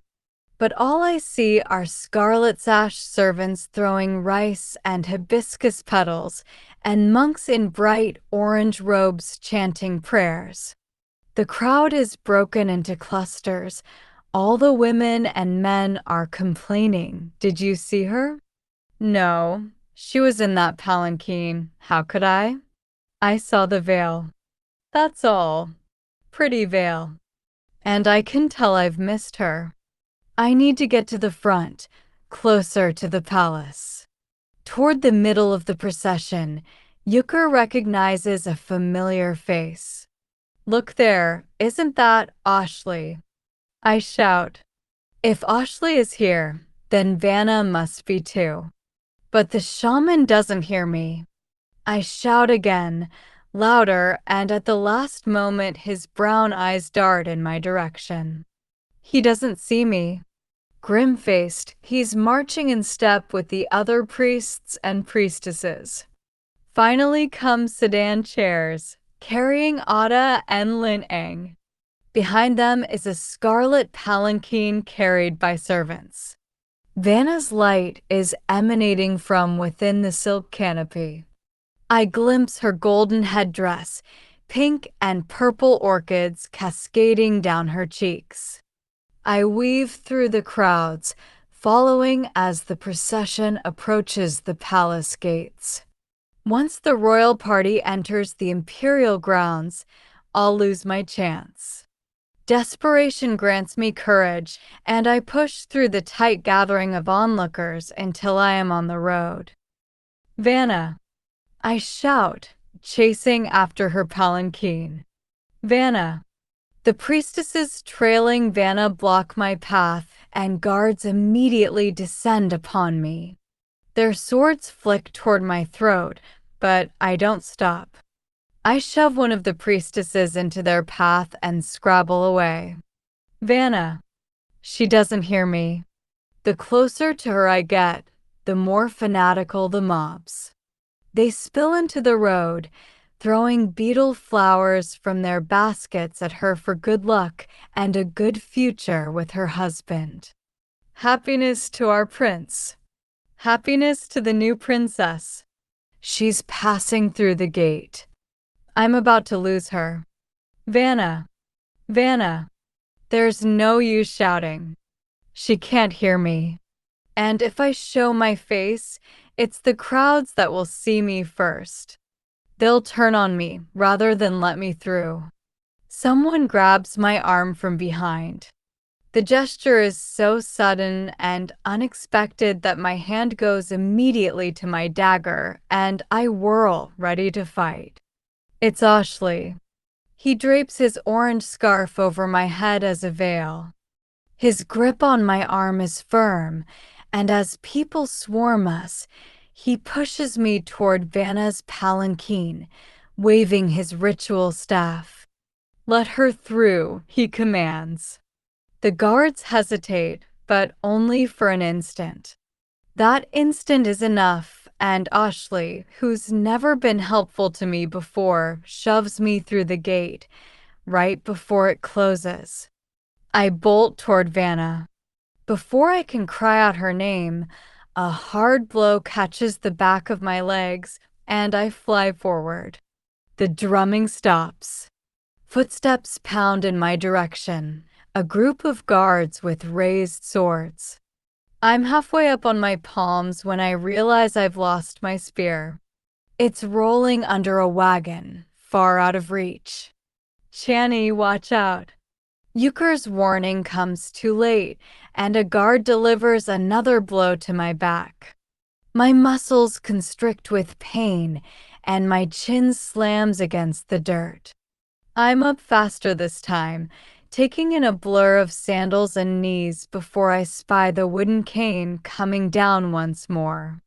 I catch it in my hand and twist, smashing the guard's face with his own stick. His friends come from behind, grabbing me by the waist and lifting me.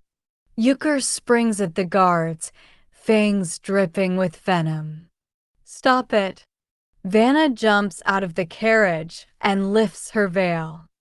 I order you to release her. The guards drop me at once. A familiar ripples across the road, enchanting all who lay eyes on my sister. Bring her to me, she commands, and the guards obey, suddenly docile as lambs. I'm escorted to Vanna, and they circle us so the future princess might have a moment of privacy. Chani. Vanna cries, hugging me. You're here. It's really you. I melt into her embrace, and in my own relief, I'm unable to speak. I touch my cheek to hers, treasuring this uninterrupted moment together. She holds me by the shoulders. Under her veil, her eyes are pink and puffy, and she looks like she's been crying. I was so worried. No one knew where you had gone, whether you'd been hurt or taken. She strokes my hair, not caring that it's dirty and matted with sand. I'm glad you're here. I missed you. She hugs me again, and I rest my chin on her shoulder. The orchids dangling from her headdress tickle my cheeks. Never have I been so aware of how utterly our paths have diverged. 3 days apart feels like 3 years. Vanna looks and sounds older. It's not just her confidence, how she ordered the guards to stop beating me, or her courtly finery. It's everything. Even her light is brighter, more radiant. Has she finally learned how to use the power of the pearl? You've grown up in 3 days, I say. You look like a queen. I've probably lost a decade of life worrying about you, says Vanna wryly. She won't let go of my hand. but now you're here. I have to blink the moisture out of my eyes. What happened to my little sister, who used to chase after me, catching lizards with her bare hands? Who braided ribbons in my hair while I slept so I'd smile when I woke up? You've been looking so gloomy, sister, she would say. This will bring a smile to your face.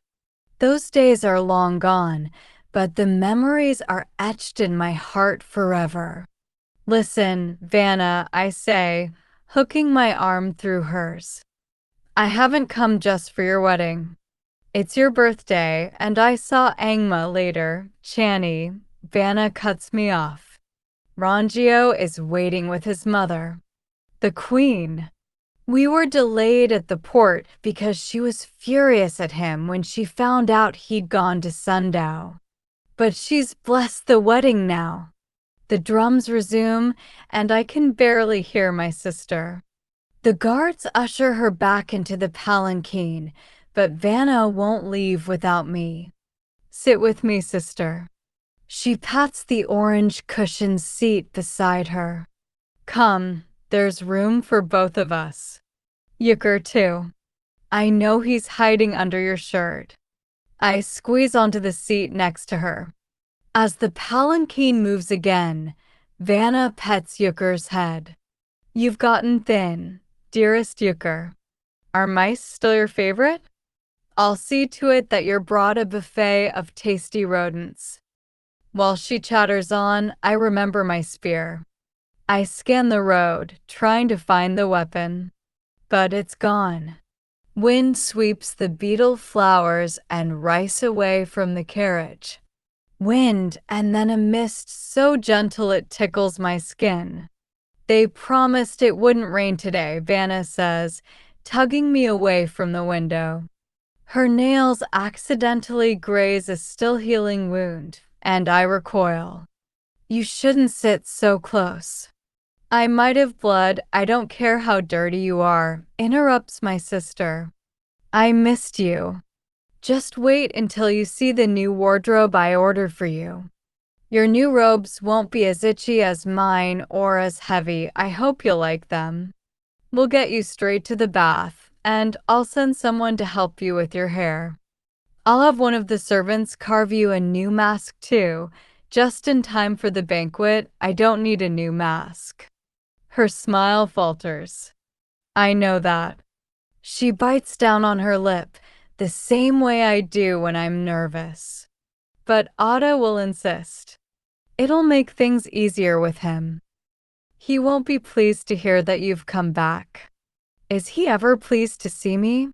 Well, Vanna's brown eyes lift to mine. It's just that he says that you killed Dokwok. I lean back. Oh, the things I would do to Otto if you weren't my father. After selling me to Megu, he spins lies that I murdered Dokwok? I didn't, I reply coldly. You have King Mega to thank for that. I don't need an explanation, says Vanna. I told him there's no way you could have done it. I know you would never hurt anyone. I think of the spear I staked into Megua's heart and the captain I brutally murdered in Shalani, the countless guards and Suiaks I've slain to return to my sister's side. Let Vanna believe what she wants. I'm tired, and I don't want to talk about monsters anymore. As our palanquin ascends the palace steps, I press Haksua's dagger into her hand. Take this. Angma is coming for you. A knife. Vanna raises her brows.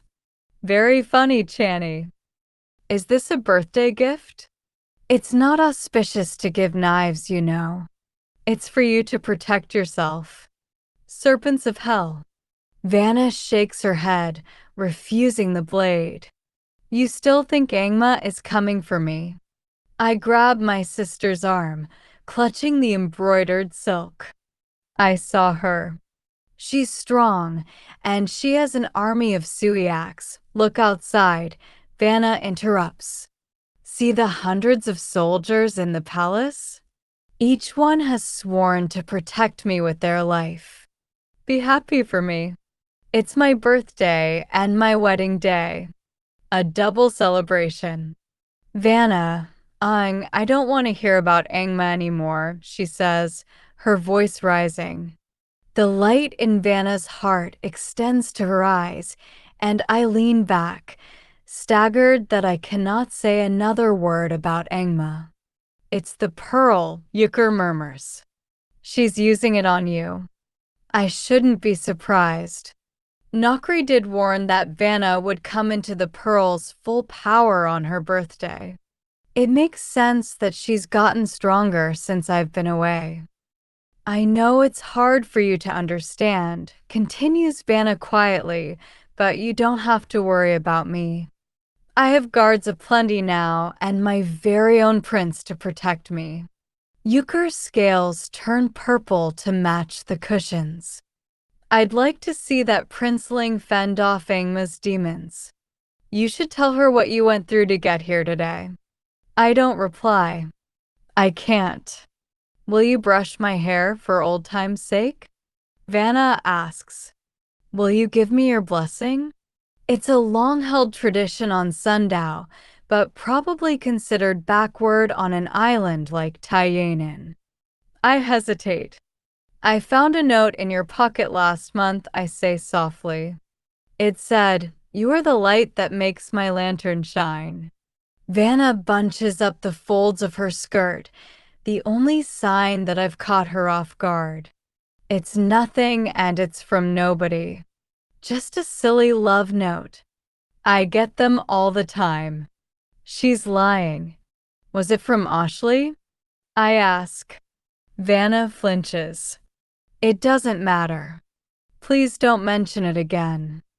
A flash of gold sparkles in her eyes, and she lifts a comb from her hair.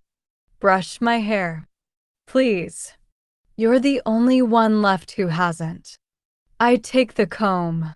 There's not a tangle in her cascade of silken black hair, and as I stroke down, carefully working around the flowers braided into her crown, the familiar motion calms my nerves. We both used to have trouble sleeping, and we'd take turns combing each other's hair, counting aloud until the sleep spirits claimed us. 1, 2, I murmur. I make it to 17 when Vanna turns and squeezes my hand. She takes a breath. Forgive me if I sounded ungrateful, Channy. I know how much you've given up for me. She presses our fingertips together. All I want is to take care of you, for us to be together always. I love you. My heart goes soft.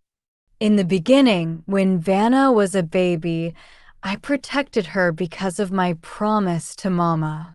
Now I protect her because I cannot imagine life without her. I love you too. I return the comb to her and note the flowers in her hair. Hibiscuses and lilies. A beautiful combination. But they're not her favorites.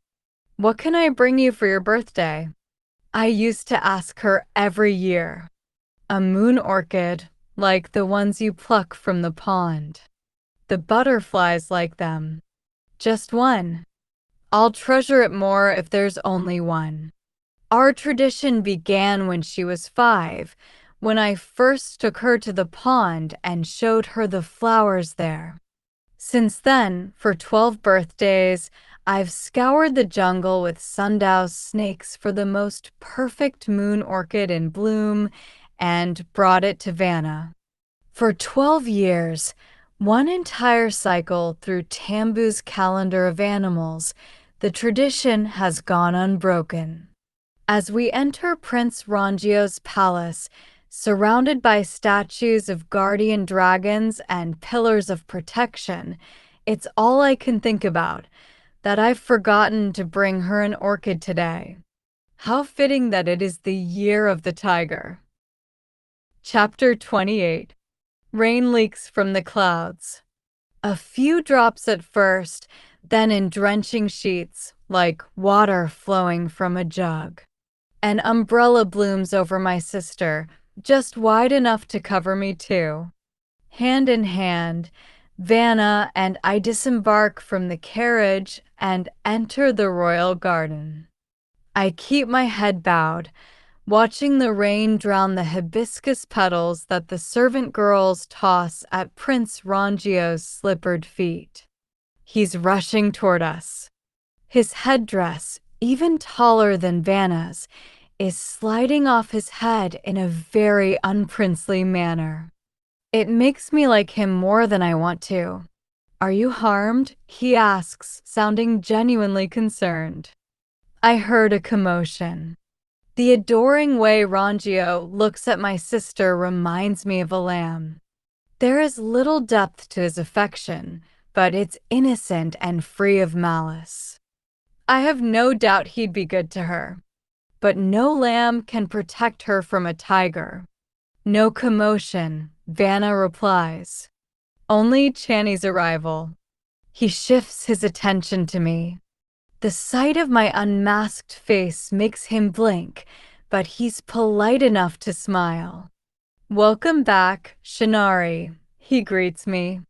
"Now that you've returned, this truly will be the happiest day of Vanna's life." Vanna beams as she links arms with the prince. I've gone so stiff I cannot even bow. She hardly knows him, yet she's acting like they've been in love for years. I know it isn't real. Like me, Vanna has grown up wearing a mask. Only hers conceals not her face, but her heart. I worry she has gotten so good at pretending that she can fool even herself. "Have Lady Shinari dressed," Rongio commands one of the servants. "When she is ready, we'll reconvene for the banquet." "I don't need to go with them," Vanna says, cupping my cheek in her hand. "Rest and enjoy what the palace has to offer, Channy. You deserve it." Her voice becomes swathed in power again. "I'll see you once you are bathed and changed." Caught in the spell of her words, I obey. Vanna and her prince vanish into one of the outdoor galleries, leaving me alone with two servants around my age. The way their faces pale at my appearance is a familiar sight, and I know I'll be the subject of cruel gossip later on. But it doesn't hurt, not anymore. I bet all three of us would rather be anywhere but here. In silence, they escort me through a torment of galleries and gardens, and I am aware of every minute wasted before we arrive at my apartments. The instant we enter, I dismiss them. The taller girl protests. "But His Highness requested that you be bathed, and I can bathe myself," I tell her. "Now go." They bow hastily and scuttle out of view, and I confront my surroundings alone. Gilded bedposts, an excess of silken drapery. It's a generous space, befitting a princess's sister. I immediately dislike it. The walls are too white and the air too sweet. No lizards crawl up the chair legs. Every tree in its pot is pruned to the leaf, and I can't help but feel guilty about the dirt my sandals leave on the floors. As I wander toward the bath, I spy a table with a wooden bowl full of fresh fruit. The bowl is wide and heavy, and the smallest smile touches my lips. Vanna sleeps with a bowl just like this one over her heart, so that her own radiance won't wake her in the middle of the night. It was my idea, long ago when we were children. Back again. I ask when little Vanna peeks into my room. It's late, and even the snakes are asleep. But not me. I always know if my sister is awake. She fidgets with the blanket wrapped over her chest and rubs at her eyes. I can't sleep. "Can I have spinned a beard?" I wish I'd never told you about that. "No. You might end up sleeping forever." I glance about the kitchen, seeking inspiration. I grab the big bowl I keep by the stove. It's made of walnut, a dense, dark wood, and I often use it to put out small fires. Try this. Don't be silly. I'm not wearing a bowl to bed. It'll be like a shield, I say. Let's try. I lay her down on my cot and place the bowl over her chest. Sure enough, it captures most of her light, and its weight calms her restless heart. Her eyelids grow heavy, and I tease her, still silly.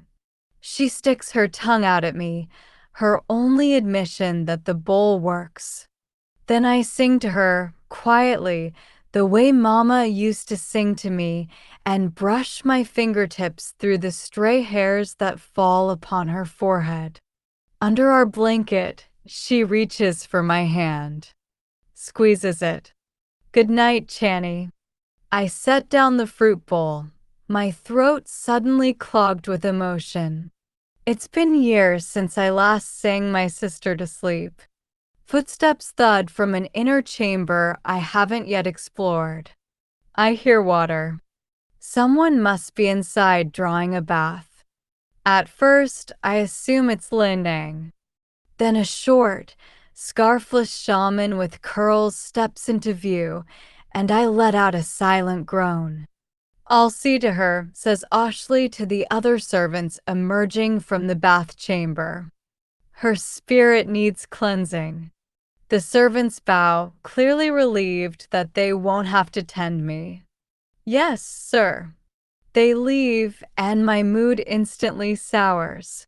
Ashley, who used to throw stones at my face with the other children, who tried to exorcise me with nonsense prayers his father taught him, then who became infatuated with Vanna like everyone else and spent every waking moment he could with her, pretending I didn't exist.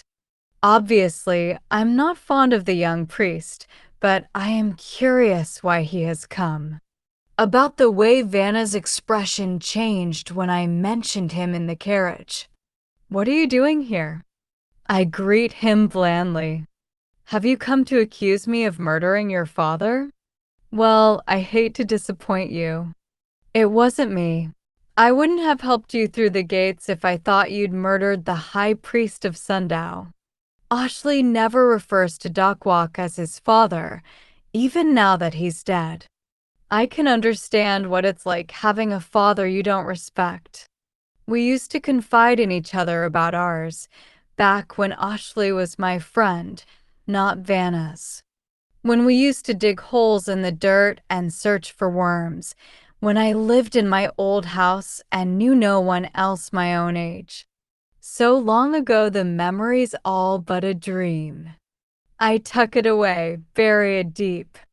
I doubt he remembers. Then what do you want? I say. The young shaman observes Yucker. To my surprise, he gives the snake a respectful nod. Then he turns to me and simply replies, "You lost my scarf." Ask Vanna's guards where it is, I reply tartly. They're the ones who tore it off. Little perturbs Dokwok's son. I might as well have told him that pigeons flew away with it. He changes the subject. I hear you've been ordered to bathe. So he knows about Vanna's newfound power. It seems she's acquired it just in time to be a princess. Ashley gestures at the tub, filled with steaming water, fragrant with freshly plucked jasmine petals and lotus blossoms. It's supposed to be a luxury, but the only time I've bathed with flowers is in a pond full of frogs. I don't need any spirit cleansing. I don't think you have a choice. He's right. No matter how I fight, I cannot resist Vanna's command to bathe. As the water rises, so does my resentment. I should be out scouring the palace, hunting for Engma, not lounging in a lacquered tub, soaking away my dirt and stink with perfumed bubbles. Yucker doesn't hesitate. He slithers into the bath, letting out a pleasurable sigh. It's warm, he says. And bubbly. Are you just going to stand there trading barbs with the shaman? Get in here. I tug at my clothes. I might look like a snake, I snap at Ashley, but I'm still a woman. I could use some privacy. My remark succeeds in breaking the shaman's stony demeanor. He whirls, retreating behind a wooden folding screen. I'll stand watch from here. I can protect myself. That's not the story I heard from home. I have an itch to throw him in the tub and drown him. But he is a priest, so I mind my manners. Well, my hands mind their manners. My mouth has different ideas. Aren't you the head shaman now that your father is dead? I am. Then shouldn't you be at the temple with my sister? Or does she not want you there? The outline of Ashley's form goes straight and tense. I can practically hear him gritting his teeth. I'll wait for you outside. Finally, he exits the bathing chamber, and I disrobe in peace. His departure makes me feel victorious and rotten at the same time, but I don't dwell on it. Flicking a flower out of the tub, I dip a toe into the water.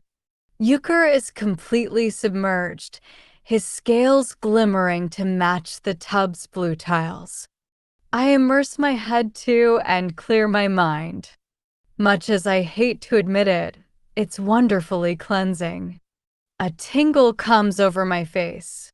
Snakes might be the ones sensitive to magic, but I too can feel the power of Vanna's compulsion. As I bathe, complying with her order, the pressure washes off like the dirt on my skin. Once I am free of it, I don't linger. I rise and dry myself. A silk dress is waiting for me, ornately embroidered, just as Vanna promised. I'm loath to wear it, but there's nothing else. The silk is cool against my rough skin and lighter than anything I've ever worn. Its turquoise is a rich hue, as vibrant as the water in a lagoon. A pity I'll soil it with Angma's blood. Once I'm clothed and have sandals on, Ashley reappears with a new scarf folded in his arms. It's orange, with golden tasseled ends that look like mop heads. To conceal the snake, he explains, motioning at Euchre on my shoulder. I don't thank him. He's trying to chip away years of mistrust, trying to make me forget the relentless torment he heaped upon me as a child. Too bad I'm good at holding a grudge.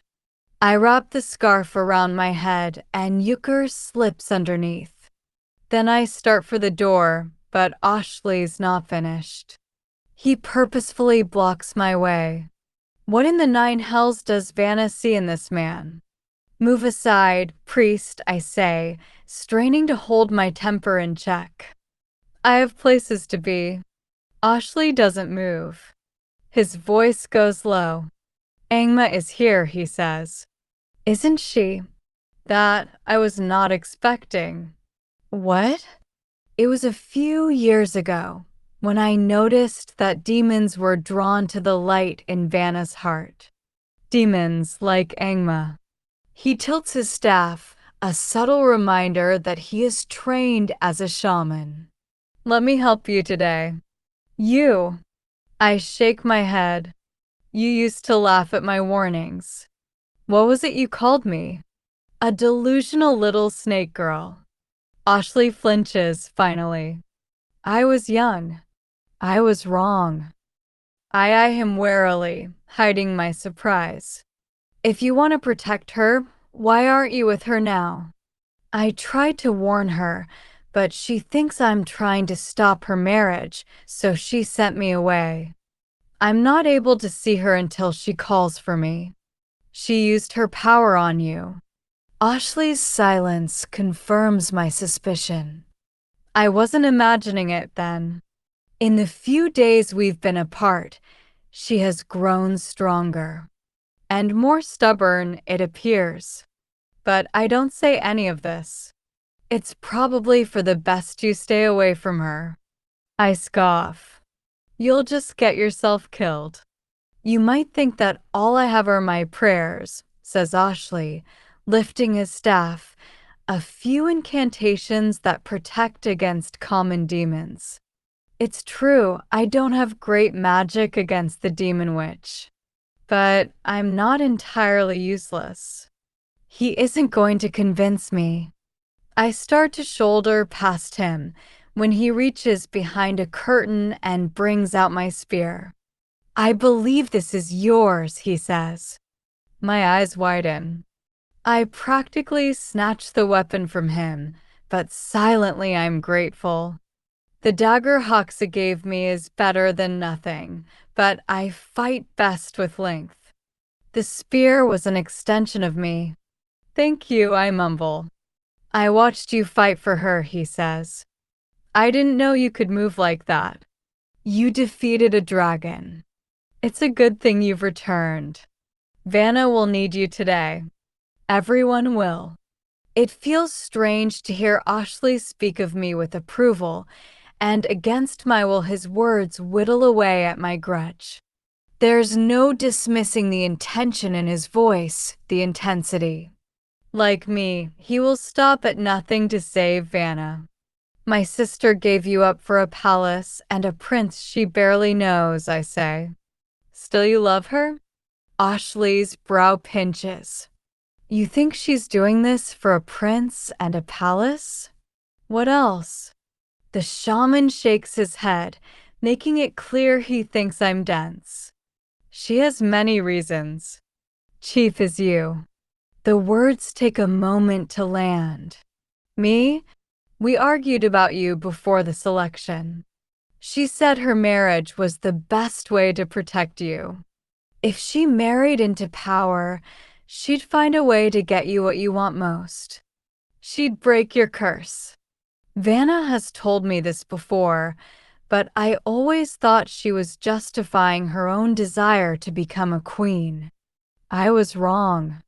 My throat suddenly hurts. Oh, Vanna, I have to go. But first, I hike up my skirt for the dagger I hid on my calf. I have a feeling Ashley has the mettle, if not the training, to use it if necessary. Vanna wouldn't take this, I say, handing him the dagger. You have it. He grips the hilt. His eyes are unyielding and hard, confirming my assessment of him. Please, ask her to call for me once you find her. I will. Where is she now? She's going to the temple for prayers with the royal family. It's the building with the golden roofs. You can't miss it. Aren't you coming too? I doubt I'll be able to keep up with you. I'll find my own way. Fair enough. Watch the sky, I say, pushing out the door. Angma will be here before long. It's still pouring as I tear across the palace grounds. The rain-washed paths are slippery, and the trees quake as the weather grows more violent. I do not stop until I reach the temple. I find Ada and Linning under a pavilion, kneeling before an altar. Behind them is a retinue of priestesses, each carrying a basket of yellow orchids. The oldest wears a blue scarf over her hair and leads the prayer. Against my better judgment, I slow down. Vanna warned that Ada wouldn't be happy to see me, but sometimes I really can be delusional. Maybe the bruises on my arms, the cuts on my face, will soften his heart. Maybe he'll regret selling me to Megu. I am so naive. The princess's sister greets the priestess with the blue scarf. She inclines her head at me. Would you like to join our prayer? At my arrival, my stepmother rises with ceremonial elegance. She tilts her head, and I can't tell whether she is relieved or shocked to see me. With Ada, I need not guess. While he rises, my knees instinctively buckle, but Euchre slaps my back with his tail and I straighten, raising my chin with newfound defiance. I'm back, Ada. At least have the decency to put on your mask, he hisses. He notes my weapon. You bring a spear to your sister's wedding rites? He tries to seize it from me, but I do not let him. The brazen display of my superior strength infuriates him, and in spite of the priestesses and servants around us, he raises his hand to strike me. Funny how small I used to feel around Ada. I'm as tall as he is. I'm stronger than he is. Yet in his presence, my instincts always told me to cower. My shoulders would curl in, and I would hunch like a mouse. Not today. For the first time, I block him, catching his wrist easily in my grasp. He gasps. His anger freezes into fear. I could snap his bones with one hand, and he knows it. Chani, please. Linding steps nervously between my father and me. Don't make a scene. This is your sister's wedding day. Out of courtesy to her, I let go of Ada's hand. She holds her umbrella over my head, but I step back into the downpour. Me? A scene? Frustration cannons against my chest, making it hurt to breathe. You allowed Dokwok to sell me to Megu, and now that I'm here, all you care about is. Ball rises to my throat, and my words sputter out. I can see that explaining myself to Ada and Linting will only be a waste of time. I turn on my heel. Wait, Chani. Linting calls, raising her voice to be heard over the storm. Chani, come back. She's still yelling when I turn the corner, but I ignore her. After years of wishing that she'd be a mother to me, that for once Ada might actually show he cares, I've learned the hard way that it'll never happen. I don't turn back. Chapter 29. The royal temple is framed by statues of the gods. It has 5 walls, each meant to represent a petal in a lotus bud. Outside, before the temple stairs, umbrellas are hoisted high. They look like clusters of kites, and they crowd my view. I'm cursing because I cannot see the sun, hidden behind the storm clouds, inching close to its zenith. Darkness clings to every even spite of the hour, and shadows drape over the temple's sloped roofs, oozing into corners that not even Vanna's light can reach. I have only minutes left. Drums pound from the music pavilion across the courtyard, trying to rival the booming thunder. To their beat, Vanna and Prince Rangio ascend the grand stairs of the temple, personally greeting each member of Taiyanen's court. I'm on a hunt, and from experience I know that most of it will involve waiting and being invisible. In hindsight, I'm glad Vanna forced me to take the bath. Best that I don't call attention to myself by reeking of fish. I wrap Ashley's scarf around my head and dip into the crowds, mostly unseen. My spear draws a few concerned glances, but I'm gone before they reach my snake eyes. As I plow past the lords, ladies, and ministers, I become vividly aware of every shift of the wind, every murmur and whisper, every flinch and step. The air grows colder by the minute, but my body is hot with panic. Angma is here, somewhere, lurking in plain sight. I can feel it. We are moments from the exact hour of Vanna's birth. The light in her heart gives nothing away, bathing her in a golden crown as always, but I can feel the threads of her power vibrating, their pulse accelerating. When she reaches the top of the stairs, the rain finally begins to lift. Thunder still rumbles, but light leaks through cracks between the clouds. The sun reaches its summit. Framed by the sky mountains of Tyanan, Vanna turns to face the crowd. I am mere steps away, so close I can smell the hibiscus in her hair. If Angma comes, I will be ready. 17 years ago on this day, Vanna is addressing the court. I was born with this light inside me. It has brought me great happiness and great distress. A radiant curse, I've always thought it.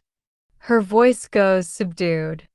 I know not where this light comes from, but I promise I will spread only its joy, only its hope. As she touches her heart, its radiance grows, fanning across the entire temple and beyond. Even I feel it, a tickle of warm air upon my lashes. I blink it away. Thank you for welcoming me to your beautiful kingdom. I will be honored to call it home. It is an odd speech, but Vanna could be reciting the eternal sorrows and no one would notice. Her light has the courtiers transfixed, and they murmur words of devotion to her, bowing as they would to the queen. I alone am scanning the garden, the temple, the sky. A trio of birds squawk in the far distance. Euchre pops out of my scarf to get a better look. They're flying too high for birds, he says. I squint, taking in their long wings and dangling feet. My body goes tight with dread. They're not birds. Suyaks. I shout. Suyaks. No one listens. In fact, people gasp at my rudeness for pushing through the crowd. I push harder. With the precious seconds I have, I shove my way to the stairs. I'm halfway up when the crowd recognizes the Suyaks for what they are and panic erupts. The royal guards spring into action, but they're woefully unprepared. It's going to be a bloodbath. As the guards stagger back in shock, I grab the nearest bow and quiver. 4 arrows. You've never been good at shooting, says Euchre unhelpfully. This is not the time, Euchre. Not the time. I release the first arrow, but the Swayak catches it. Snaps it in her mouth, cackling like a crow. Euchre's right, I'm not good at shooting. But I do learn quickly. This time, I press a second arrow to my skin, dabbing it with my blood before I knock it to my bow. When the same Swayak catches it, she doesn't laugh. Good. 1 fewer. By now, Vanna, Rangio, and the queen have retreated into the temple. They probably think they're safe there, but the Suyaks are threading through the palace arches, shattering windows, and clawing anybody that gets in their way. Before long, they surround the temple, searching for a path inside. I run after them until I hear Ada and Lintong's shrieks. I've played this scene in my head 1,000 times, promising myself that if Ada were ever in trouble, I wouldn't lift a finger to help him. That I'd remember all the times he struck me and all the times he told me I was hateful. Yet in this moment of reckoning, I advance toward him. There's nothing that can right the wrongs he has wrought upon me. No matter how much I might hate him, he is still my father. And so, a beat before a Swayak will drain Ada's life, I throw myself at the creature and gouge her neck with my spear. Thick black blood splatters over my face, and the creature's eyes go blank. Her body turns limp in my arms. Run! I yell at Ada and Lindang. They scamper toward the temple doors. The blue priestess is there, helping everyone inside. Hurry, she shouts, ushering Ada and Lin within. They're the last to seek sanctuary. The priestess starts to close the doors. Standing alone at the top of the temple steps, she is vulnerable to attack, yet the Suiaks avoid her completely. They are feeding on the dead. Before she locks the temple doors, the priestess takes a moment to survey the attack. With one hand, she undoes the blue scarf over her head. Her hair billows in the wind, white as bone, and as the sun gilds her face, her eyes gleam, yellow and bright as a tiger's. Angma. I bolt for the temple, charging up 3 steps at a time to the top. The heavy wooden doors slam in my face, but I wedge my spear between them and pry until I open a gap wide enough to slide through. There, I tackle the priestess. No sooner do I touch her than the yellow in her eyes fades and her face crumbles into ash. As I stagger back in horror, the rest of her dissolves too, and is swept away by a gust of wind that's followed me through the doors. May the gods see your spirit home, I murmur, hoping that wherever the real priestess's soul has gone, she can hear me. At least her body will no longer be a shell for the demon witch. Get out of here. I shout at the crowd, but thunderclaps swallow my voice. The entire temple shudders, and with an ominous sweep of the wind, every candle goes out. Darkness bathes the walls. I can barely make out my shadow or even the outline of Yucker's tail. But it's easy to know where to go. In the farthest corner, a golden light shines like a beacon. Vanna can't smother her heart's radiance the way one blows out a candle. Unless I do something, her light is going to get her killed. They're coming, Yucker whispers. Claws scratch the other side of the walls, nails shrieking against the wood. The doors are rattling, and the guards huddle around them, their swords raised and ready. Get away, I shout.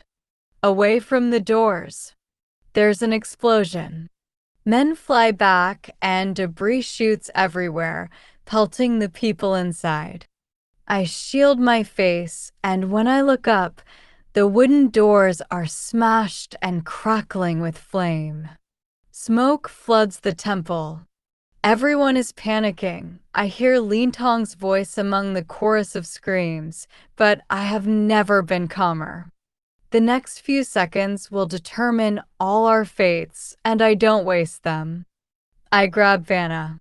She is numb with shock, and the glow in her heart ebbs and flickers as I drape my scarf over her, wrapping it around her to cover her light. She doesn't stop me. When we were children, she believed the story of Angma. She'd lie for me when I went to the jungle to search for tigers. She'd even help me train to become stronger. Only after we moved to Puntalo village and she became friends with people like Ashley did she start to think my stories were tall tales. Where would we be if she'd kept believing? It's pointless to wonder, yet my mind can't resist torturing itself. I drag her into an anteroom, behind a statue of Muir. With a swift slash, I cut into my arm and sprinkle some of my blood onto Vanna's dress and on the flowers in her hair. My sister gasps. What are you? Don't touch it, I remind her sharply. It'll burn you if you do. The Suiaks aren't attacking anymore, Yucker announces, crawling to my side. Do you think Angma is coming? She's already here. Across the temple, everyone has gathered around an altar, and the priests and priestesses chant, summoning protection wards. They only postpone the inevitable. A silken purr makes the walls vibrate. At first, it's barely perceptible, a drone beneath the chanting. It's just the wind, Rangio says, trying to calm everyone down. Then the purr escalates into a growl. What's most unsettling about it is that it does not stop for breath. Soon the crowd realizes that it belongs to neither human nor beast, but demon. Rangio has only a ceremonial sword with more beads and tassels than sharp edges. He cannot protect Vanna, nor can his soldiers and bodyguards. They are ill-equipped to fight demons. They are barely equipped to fight me. While everyone else speculates on the source of the growling, I scan the temple. I take in the 3 anterooms in the back, the wide pillars, the beamed ceiling.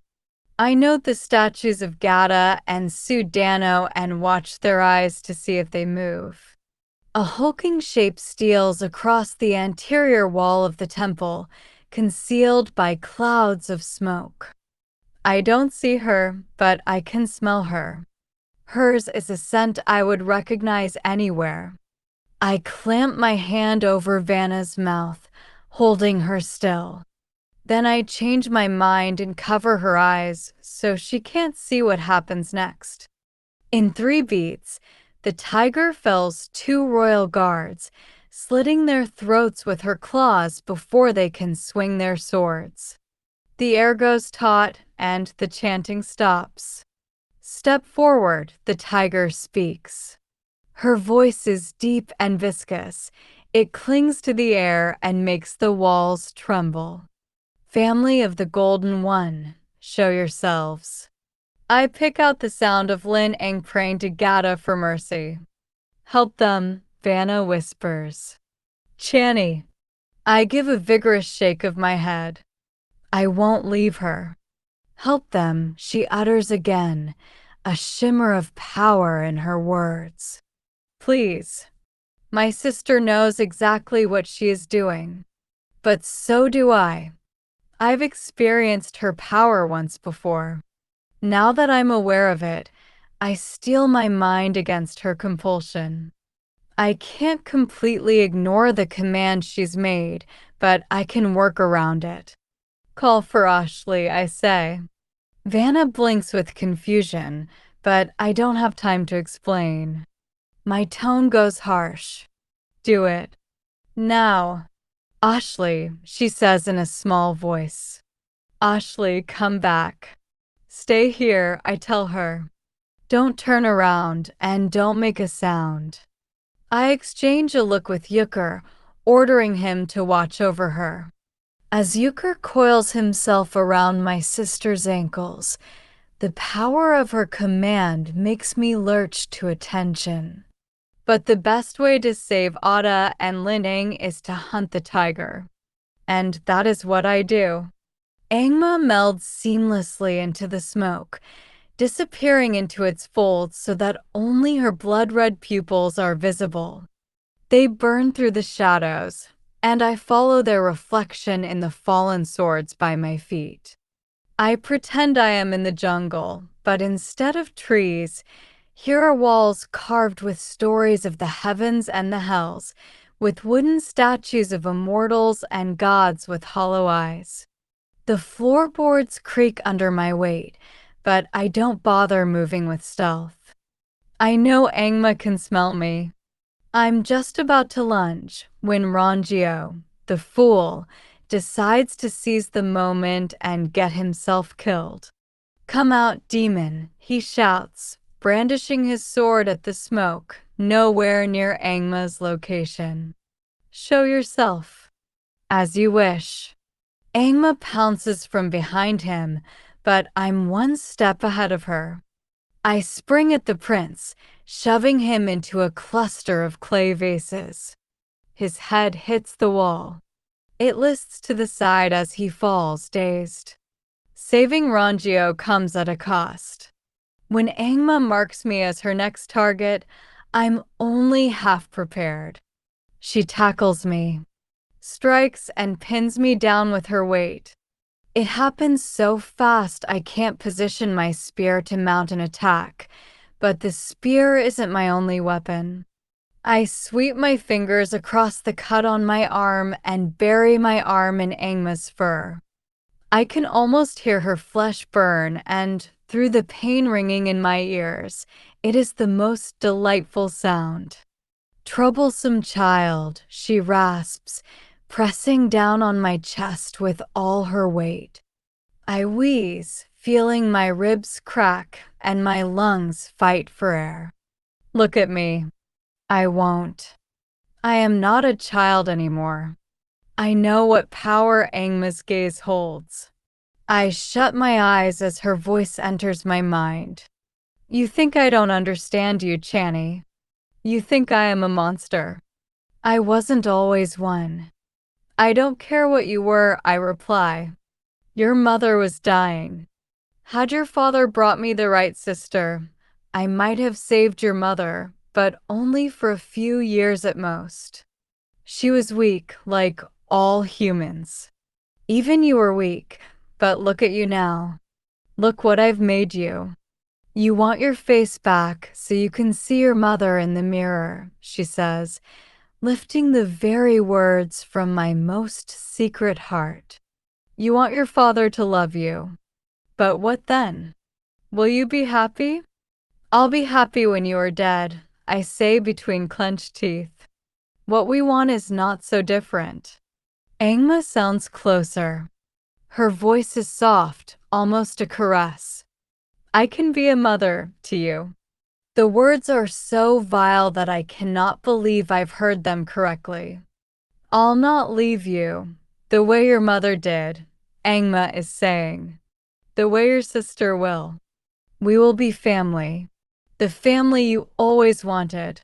The snakes are her family," Yucker says, springing onto Angma's neck. He sinks his fangs into her hide with a hiss. I twist out of Angma's grip, stabbing upward at her throat.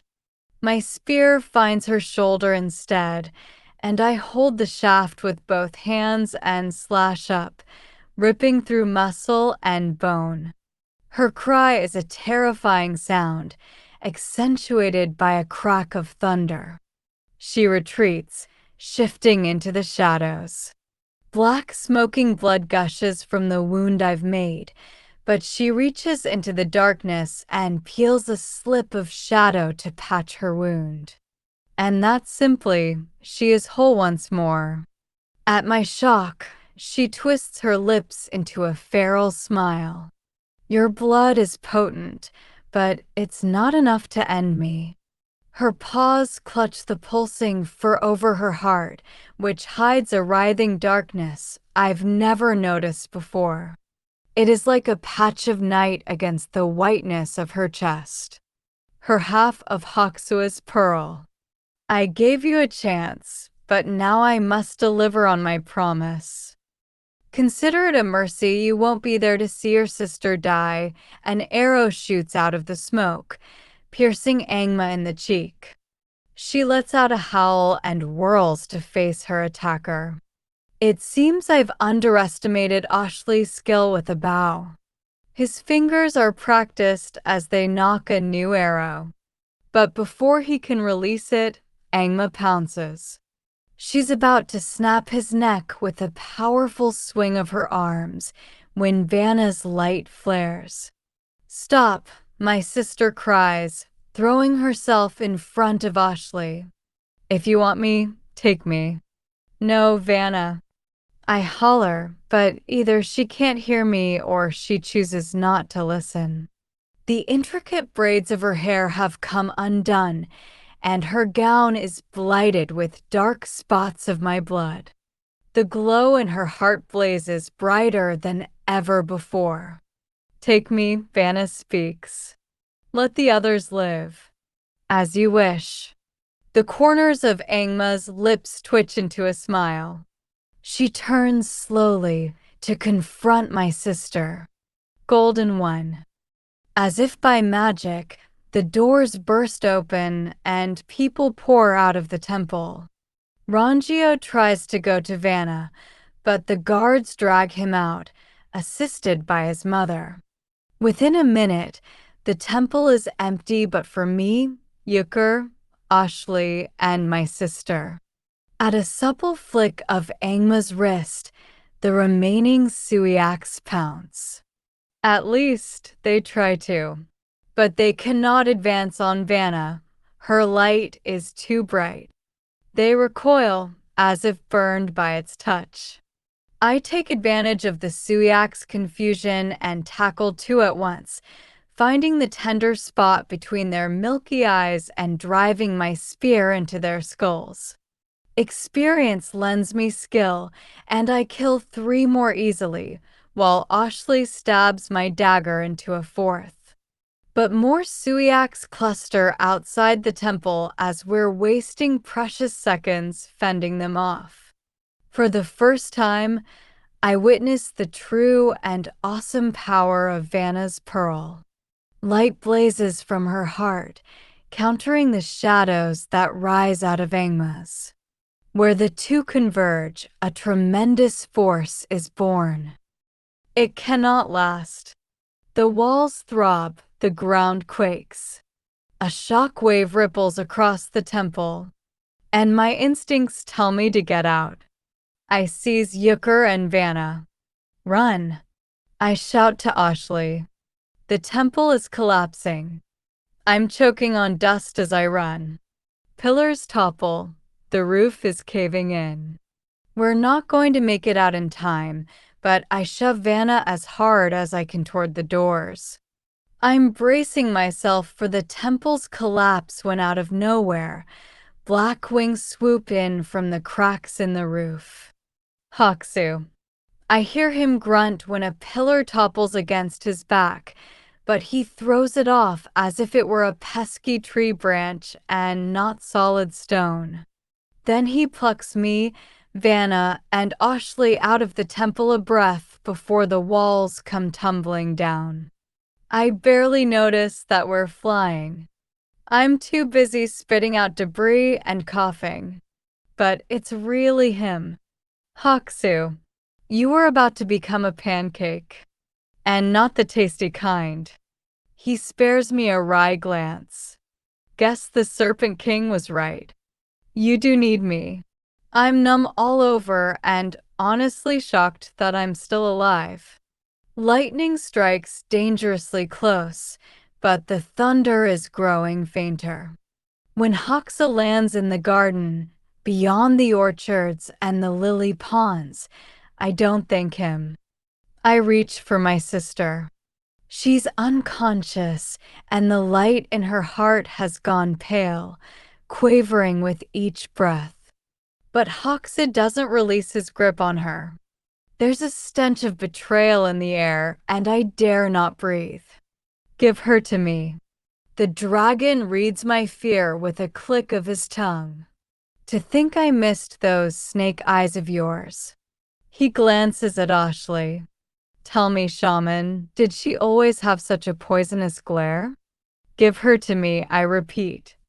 Hoxa drops his humor.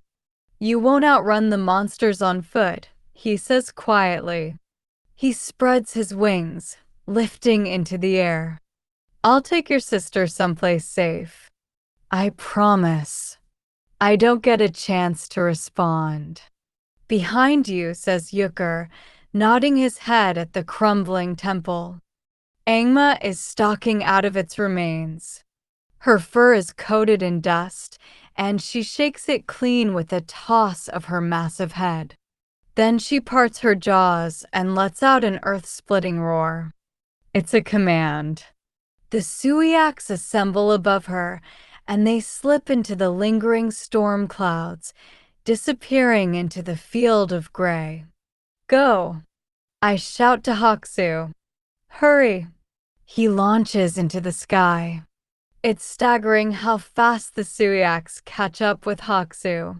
If he didn't have Vanna, he probably would be able to fend them off, but his wings are still healing, and her weight throws off his balance. He'll hardly be able to outfly the demons. Damn it, I curse. Fight them, Haksu. Fight. I'm running to keep them in sight, but there's nothing I can do. Then, with one last crackle of thunder, the Suiaks vanish. And against the expanse of stark, empty sky is Haksu, looking smaller than a bird, his raven-black wings folded over him.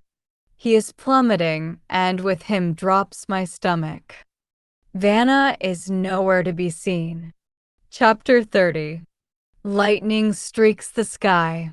Each bone-white flash is like a ghostly finger clawing after Haksu as he falls through the clouds. I don't see Vanna in his arms. My heart stops in terror, and my mind's gone numb, but my feet are moving. I'm running, blood rushing to my ears in a deafening cascade. Reason screams that there's no possibility I can reach Haksu in time. That in all likelihood, my sister lies broken somewhere in the royal garden. I move faster. Look at the sky, Chani, Yukur says as I run.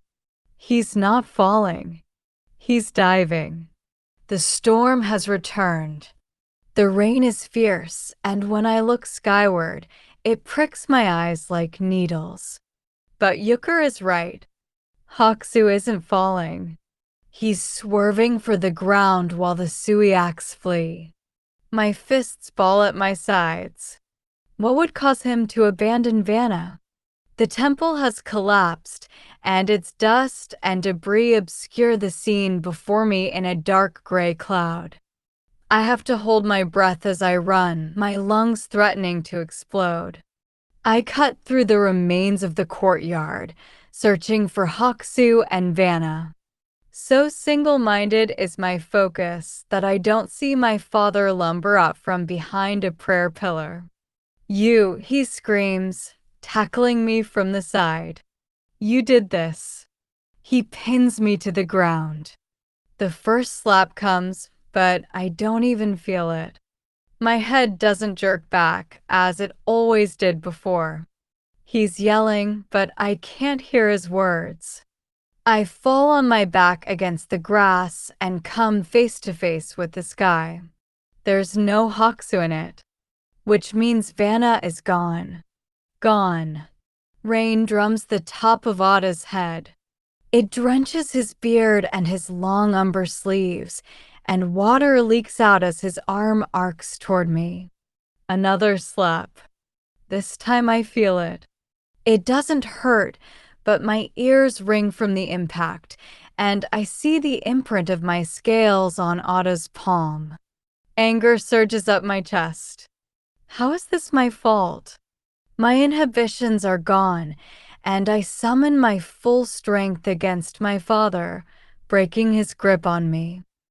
I snap his wrist with a loud crack, and his breath turns into a wheeze as I hurl him into the bushes, where Lin Eng has been hiding from the Suiaks. My stepmother rushes to him, cradling his broken wrist like an egg. Her stricken eyes meet mine, and they're filled with fear at what I'm capable of doing. I part my lips, an apology on the tip of my tongue. But my cheek burns where Ada slapped it, and I lock my teeth so no words will pass. Never will I apologize for being the monster they made me. I gather Yukur around my neck. This time, when I turn on my heel, no one calls after me. Where are you? I shout for the dragon in my thoughts. Haksu? My spear lies on the fringes of the royal garden, nestled between ferns. I pick it up and cut through the bracken, searching and shouting. I don't know where I'm going. Because of Ada, I've lost sight of Haksu. I'm about to climb a tree for a better vantage point when I come across a reflecting pool. The water is overflowing onto the grass. Then I see the half-dragon floating inside. That he's still alive. Where's Vanna? I leap into the pool, wading past the carp to fish out Hoxua's limp form. He's damned heavy, but it turns out I can lift him after all. The talons on his feet scrape against the grass, crushing the water lilies that have spilled out of the pool. His body is riddled with new cuts and bites. Once I lay him on the ground, I thump the heel of my palm into his chest hard. Hoxa coughs to life. Serpents of hell, Shinari. Where's Vanna? I demand. He coughs again. I don't have time for this.